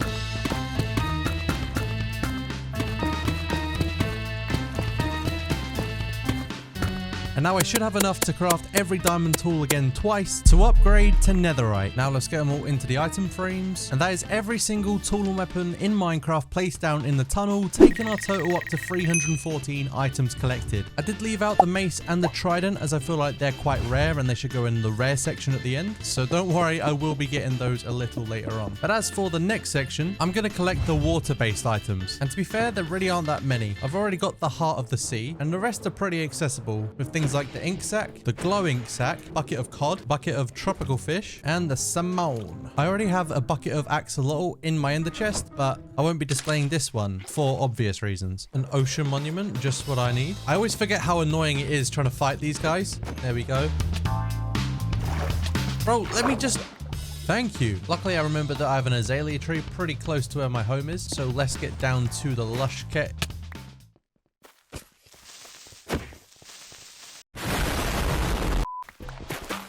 Alright, here's the actual lush cave. Now I need to look around and hopefully find an axolotl, but all the water seems to be coming out of the walls. Apart from up here, where there is a pool of tropical fish.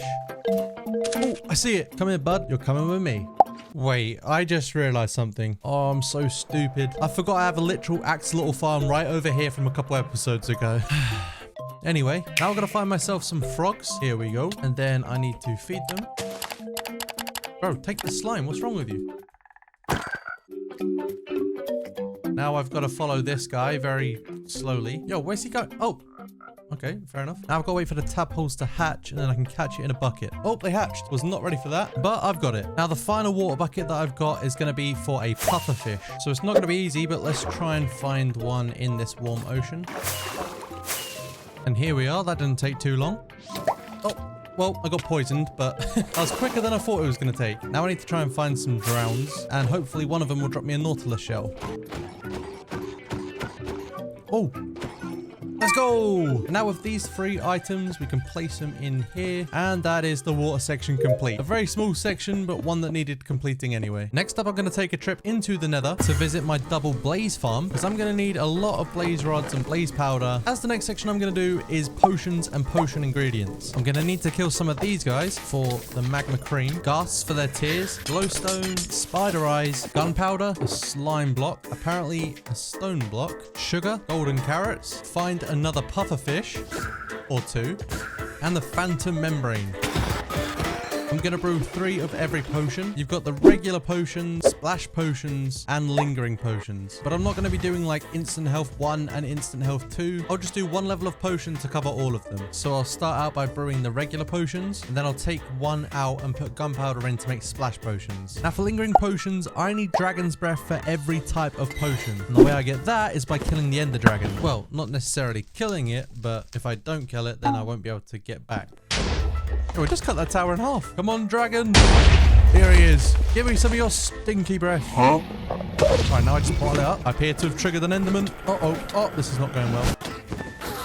Collect some more of his stanky breath. And now I just need him to perch, because I think 14 bottles is going to be more than enough. But just in case it's not. Bro, leave me alone. And he's gone again. I wonder what the ender dragon eats to make his breath so stinky. Like, why is it purple? I guess I'll have to hit it from behind. Huh? Wait, not like that. Yo, I was so close. Yo, I done it. Let's go.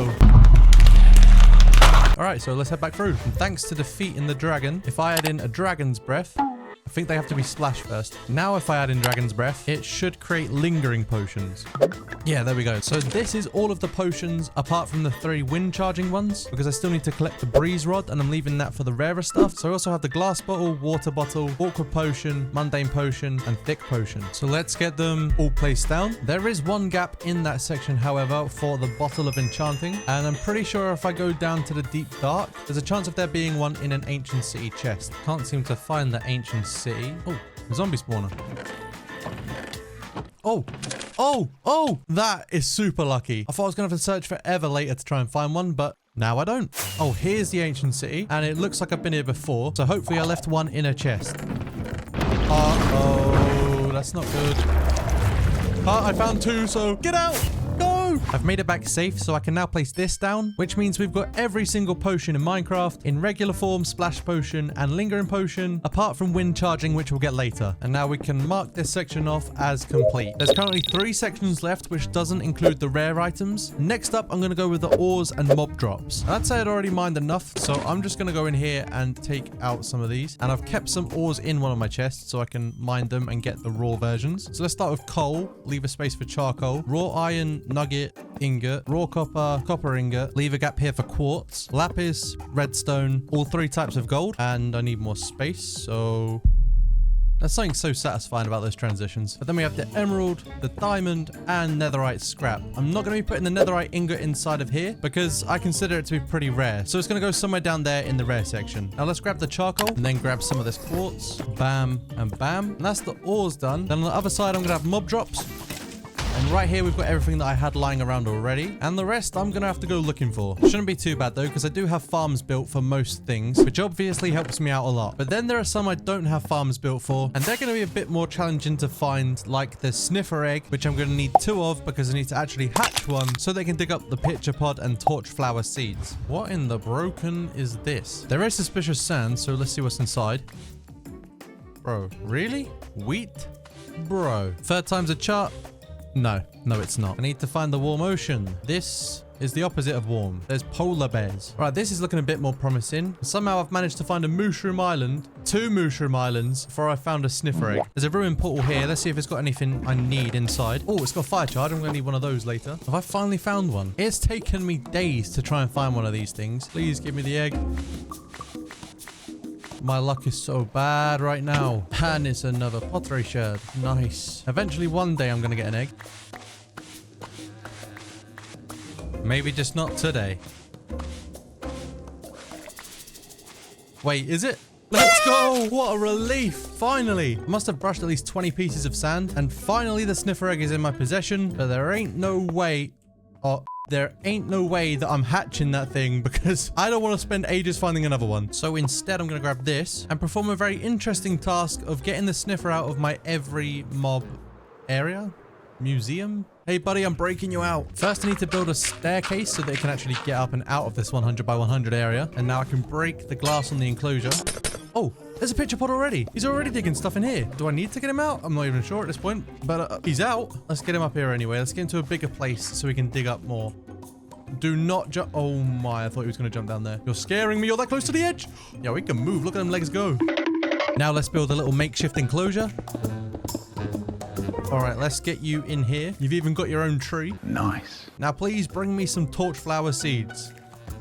My man was just laying down. What's he doing? Oh, I got a pitcher pod. It's not what I need though, bro. Give me some torch flower seeds. The intrusive thoughts are making me wonder if killing him will give me torch flower seeds. Don't worry, I'm not going to do that. I mean, I might if he doesn't bring me what I need. Oh, don't worry, bro. You're safe. We got the pitcher pod and the torch flower seeds, but I can't get out. 3, 2, 1. What? Hey, man. All right, let's break him out. Get him back onto a lead and then back in here. Seal it up. And that is mission accomplished. Next up, I'm going to focus on the arrows. And it's not just this arrow. You also have the spectral arrow, the tipped arrow, and every kind of tipped arrow. The spectral arrow is very simple. I just need to surround one arrow in glowstone. But for the tipped arrow, I need to take a lingering potion and then surround it by arrows to make the tipped arrows. So I guess I could use the lingering potions I've already brewed, but then I'm going to have to brew them again later. Oh, well, that's what I'm going to do. I just researched stuff and I think I might have missed a couple of potions. Because I think you might be able to, yeah, you can make a lingering water bottle and a splash water bottle. So let's add that. And yeah, I'm gonna have to make this place a bit bigger, I guess. I'm glad they went with water bottle rather than bottle of water for my own sake. I can just imagine the comments now. So let's place down a double chest and I can put all the arrows in there for now. And then I'm probably gonna have to take all of these up, mine this divider. And you know what? I can't believe I've done this for the sake of 6 useless potions. Splash potions and lingering potions, the water bottle, awkward, thick, and mundane potions. They all have no purpose. And they're gonna have to go at the end here anyway, because there's no chance I'm reordering everything. But that's the section now properly complete. And the same for this one too. With all of the tipped arrows put in, apart from the wind charging one and the wind charging potions in there, because they're new and to me, they're pretty rare. So let's close off this section too. And the next section is going to be the collection section, which includes all of the music discs, pottery sherds, banner patterns, and armor trims. Even the most rare one, the silence armor trim. I'm going to start with the banner patterns as I already have one and there's only 10 to collect. It should also be the fastest because you can craft them. Oh, I forgot about goat horns, really? Right, let's collect all of the stuff I'm going to need to make the banner patterns. And that includes the very expensive wither skeleton skull and unfortunately the enchanted golden apple. Then I can just combine each of them with a piece of paper.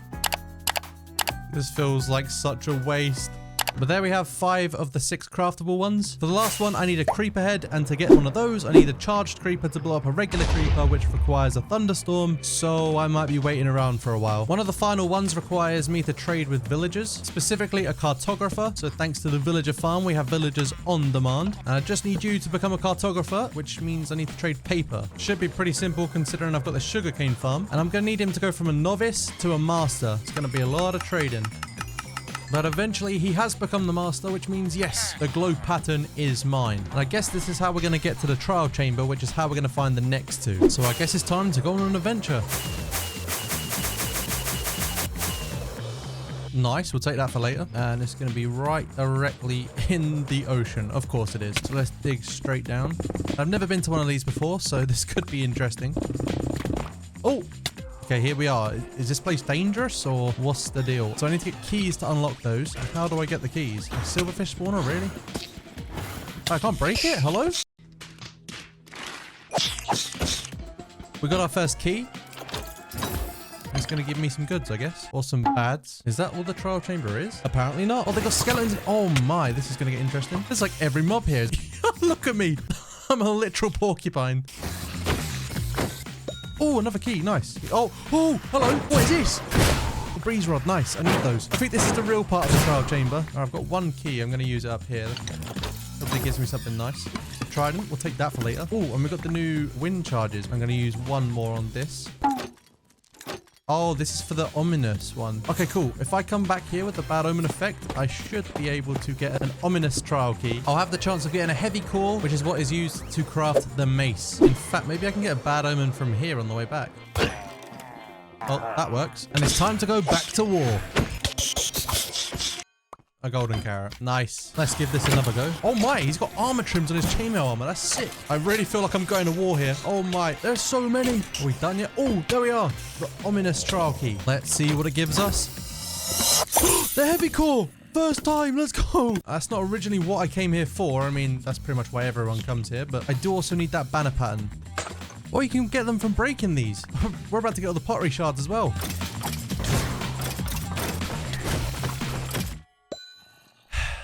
Let's craft the mace. And we haven't done too bad loot-wise. I was building out, and apparently there's a bunch more spawners, so I guess we can give these guys a go as well. This is madness! Hopefully I got a key and not another golden carrot. Hey, another key. Let's go. We got the heavy core last time. Let's see what we get this time. Oh, I don't know how rare that is, but we're going to need it anyway. But yeah, it's still not either of the banner patterns. Time to go to war for the 95th time.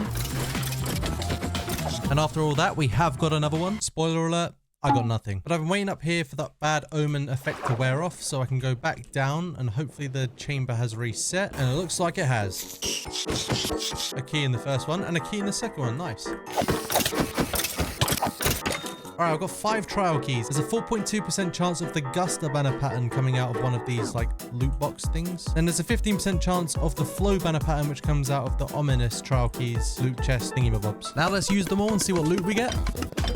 We didn't get it, which means I'm going to have to find the new trial chamber as I've used most of these loot box things. I really should find out the name of them. So let's make my way out of the chamber. And through the power of editing and transitions, we are now in a new trial chamber. Holy... Oh my god. Oh, I've not got my chest plate on. Oh my. And I've forgotten to bring a spare totem. Don't forget, this is hardcore, so if I die, the world gets deleted. Yo, these baby zombies have swords.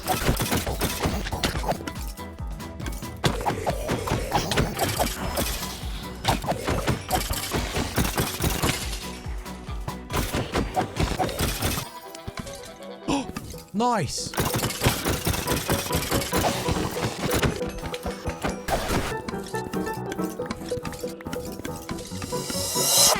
It's happened. Oh my god, I'm so happy it's finally happened. This has taken me so long. Now I need to try and get one from the ominous vault, which I actually have a higher percentage chance of getting. Supposedly. Now, the unfortunate thing is I've got 2 spare keys, but I've unlocked all of the vaults. So I'm going to need to find yet another trial chamber. And here I am at another one. And it's time to go to war again, I guess.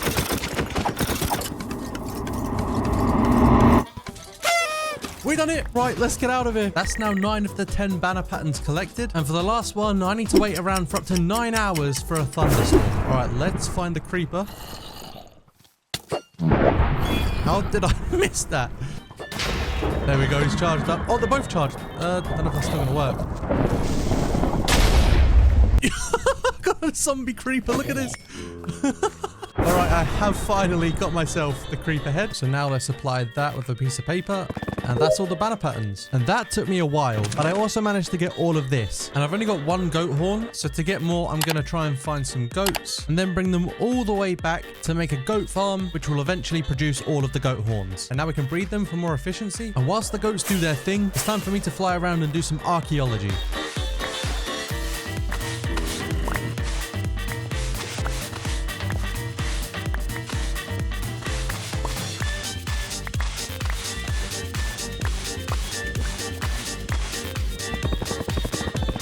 That's finally all 23 pottery shards collected. Took me a stupid amount of time. And I've got a feeling that finding the rest of these armor trims isn't going to take much... What? Isn't going to be much quicker. Especially with the super rare silence armor trim. We could be doing this for a while. I'm going to start off with the easiest one, which has a 100% chance of spawning. And it's going to be in the stronghold. So let's find out which way that is.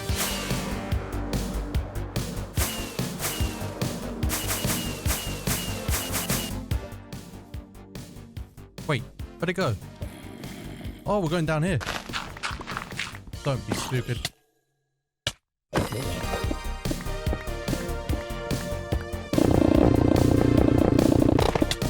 Alright, here we are. Now we just need to try and find the library. Hey, here it is. Now I need to find the chest. And there we go, the eye armor trim. Nice. Oh, and a second one. We'll take that. All right, let's make our way out of here. Huh? Oh.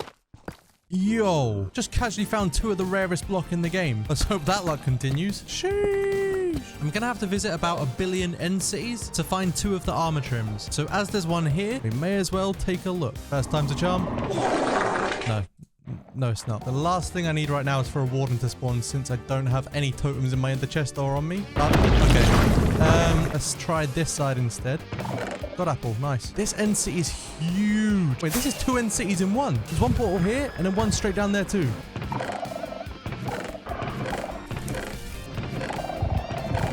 Got the ward one, nice. All right, you know what? I might come back to this when I have like wool and some totems because I'm risking my life a little bit too much right now. On my way back, I'm going to keep my eyes open for a pillager outpost, jungle temple, or a woodland mansion. There's an outpost. And no trim. I also need to kill a few elder guardians to try and get one from those. Oh, I am getting pretty lucky right now. All right, we need to get in here and be quick before I get mining fatigue. Nothing from the first one. Give me what I need, boss man. No way! I got one from both of them. Alright, I found the door. We are in the clear. To be fair, there was only a 20% chance of me getting one of those from an Elder Guardian. So to get 2, that's not too bad. To find new structures, I'm just going to fly really far away in one direction. Just now coming to the realization I would have saved so much time doing this in the nether. Is that a jungle temple? It sure looks like one. And I think this might be the second ever one I've visited in my world, which is kind of crazy. Is this it? There's genuinely nothing else apart from this one chest. Oh, there's 2. And... oh, I've just been flying around and I found the woodland mansion. Let's take a look around. What is this supposed to be? No chest. Wait, there is a chest. Oh, and there's the Vex armor trim. It was that easy. The next trim is going to be inside of a jungle pyramid. Nothing in here. And there it is, the wild armor trim. Next, we're looking for the sentry trim, which is found in pillager outposts. And there we go. We got 2 of them. I only managed to get 2 of the 4 archaeology ones earlier, so we're back brushing gravel.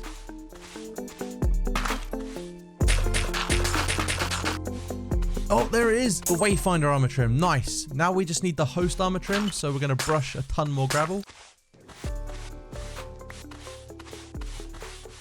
Oh, is it? Please be the right one. Host armor trim. Let's go. Right, now I'm back and I'm going to place them in somewhat of an order of rarity. And that is every single armor trim apart from the silence armor trim collected. But I genuinely spent days going around and finding those armor trims. Now, before I find the last one, let's check on the goats. And we've got 2 types of goat horns, sing and feel. And that takes us up to 4 of 8 goat horns collected. The other 4 come from a screaming goat. And I don't know how to identify a screaming goat, so I'm just going to breed all of these guys. And apparently there's a 2% chance of one spawning. So I'm going to keep breeding these guys until eventually one of them is a screamer, and this could take a while, so I'm going to work on the music discs in the meantime. And the method for this one requires grabbing a lava bucket, digging out a pit, placing stone like this with a lava stream like so. Then if I create a wall and get some TNT, I'll place it here and then get a skeleton to shoot me through this lava stream, which should ignite the TNT to kill all the creepers down below. And by doing that, we get all the music discs. So now we wait for nighttime for the creepers to spawn. All right, come here, creeper. Get in. Now I need this skeleton to come and shoot him. I need to try and block the skeleton in here. No, don't go in the lava. What are you doing? You have to put the block there so they don't burn themselves alive. Okay, I've got another one coming this way. There we go. Got him. And I believe if I just stand here. What? There we go. 2 creepers in there. Nice. We got 2 music discs. Here's another creeper. There we go. Awesome. Oh, no. Oh, that weirdly worked, I think. Wait, no, it didn't. It really didn't. I've managed to patch it all up again, so we're good to go when it goes to nighttime again. But whilst it's daytime, I may as well check on the goats. That definitely sounds like a screaming goat. So let's check in the chest. And they all seem to be regular ones, so let's get rid of those. And then we can check back on these in a bit once it's filled up again. Time to grab some more creepers. Now I just need to get this skeleton into place. Like that. And with 7 creepers in place. Oh, we got loads of discs. All right, we are up to 18 of the 19 discs collected, and the last one I can find in an ancient city, so I may as well go and find that whilst I look for the silenced armor trim. Then as for the goats who are very loud, Yearn, that's one I need, and Dream, cool is another one. I just need Admire, so it's time for another round of breeding. All right, if I can get through, let's check again. Admire, there it is. And this one right here completes the goat horn section, which means now we can go underground. And I'm going to start off in that double ancient city that I found earlier. Let's cover these shriekers up. Clearly didn't do that right. Let's start on this side instead. Oh, nice. Okay, I think I've checked literally every single chest in this double ancient city, and there has been absolutely nothing. The only things there have been are wardens spawning every 2 seconds, so let's get out of here. Yo, this is a huge opening. All right, in this one, let's try and do it the way Mojang intended us to. Oh no, that's the ward one. Oh, other side, nice. You know what? It doesn't even matter if they keep spawning. Like, I don't think there's much I can do to stop this. Oh, ward again. All right, and that's every single chest searched. So let's get out of here before we die. All right, ancient city number 4. Yes, all of this wall for literally one chest. It didn't even work. 4? Really? And he doesn't even spawn. Like, what? I have no idea how I'm going to feel if I actually find it. It's either going to be pure joy or just complete relief. Or both. There's that too. Alright, I think that'll do it for this one. Nothing again in the 5th city. Or in the 6th. The 7th. Let's see what the 8th has for us. Bro, I thought it was it. Oh! 2 ward armor trims in one. Bro. Bro, 3! No way. Oh! I've done it! I finally found it! Oh my god, I'm shaking! Let's go! Get me out of this place! Yo, this ancient city is elite. I found 3 ward armor trims. And finally, the silence one. I literally cannot stop smiling right now. We've actually got it. And that was also a really good way of racking up enchanted golden apples. I've got 19. And apparently that's supposed to be the rarest item in the game. Yeah, right. And now I'm back. It's time to complete this section. That goes there, and the silence armor trim isn't actually going to go with the rest of the armor trims because we've still got the rare section to do, and that armor trim is more than rare. So those stone bricks complete the collection section, and just before we move on to the rare items, I need to mine out some more room, hopefully for the last time. And in this part here, I'm going to put the miscellaneous items, which is basically just all the things I forgot or didn't fit into the other sections. And those are the stick, item frame, glow item frame, paper, flint, clay ball, brick, nether brick, melon seeds, beetroot seeds, saddle, lava bucket, name tag, amethyst shard, echo shard, a map. Wait, an empty map, a book and quill. Then for a written book, I need to write something very important inside. An enchanted book, a bowl, snowball, powder snow bucket, firework star, firework, pumpkin seeds, wheat seeds, cocoa beans, a breeze rod, wind charge, popped chorus fruit, and we've got one more space for the resin clump. What a weird word. Clump. Oh, and don't worry, I did go back and sign this. And now it is time to finally visit the Pale Garden. And here we are. Now it is nighttime, so the Creakins should be around here, which I'm actually gonna put my chest plate on because I've not encountered them yet. And they seem kind of... Oh my, that was terrifying. Oh my god, there's more than one. So as you can see, they don't take damage, but they will point you in the direction of where a creaking heart will be. I'm actually a bit scared. Okay, cool. So that's the resin clump. Oh, there it is. There's the creaking heart. So if I take that, that's one of them dead. Yo, look how fast he is, bro. See how much damage he does. I was scared for nothing, bro. But it turns out hitting him spawns more resin, so we'll take more of that. And 16 should be enough, so let's get back. Smelt one of these clumps to get the resin brick. And I'll place it down there to complete the miscellaneous. And now we move on to the rare. And before I do this, I just want to make it clear this is my version of the rare items. They might not be the rarest, but to me, they're pretty rare or new. And I feel like regular item frames don't do this section justice. So let's change them into glow item frames. That looks so much better already. So let's start with the trial key, ominous trial key, resin brick, netherite ingot. Then on the other side, we're going to go the totem of undying, regular trident, enchanted trident, netherite upgrade, the nether star, enchanted golden apple, and I've run out of room because I've got 2 items and 1 item frame. There's no way. We're at the end of the tunnel. Oh my. I guess we add 1 onto the end and just do this. Let's put down the nether star, and now we can put down the mace, enchanted golden apple, and finally the silenced armor trim. Wow. You know what? I'm not loving the order of the way I've done this, so let's make it make a bit more sense. And just like that, the rare section is now complete. And the final thing that I need to do is... yeah, before we get to that bit, I forgot the enchanted mace.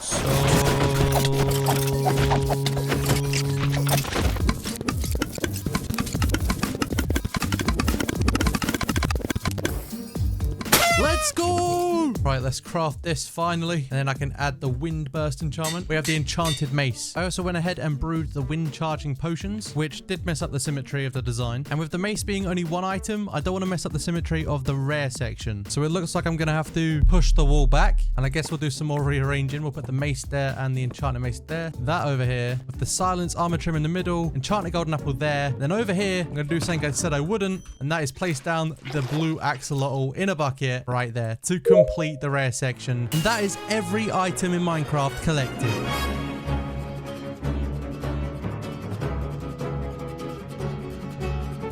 If you enjoyed, then please subscribe, leave a like, and watch the video on screen next.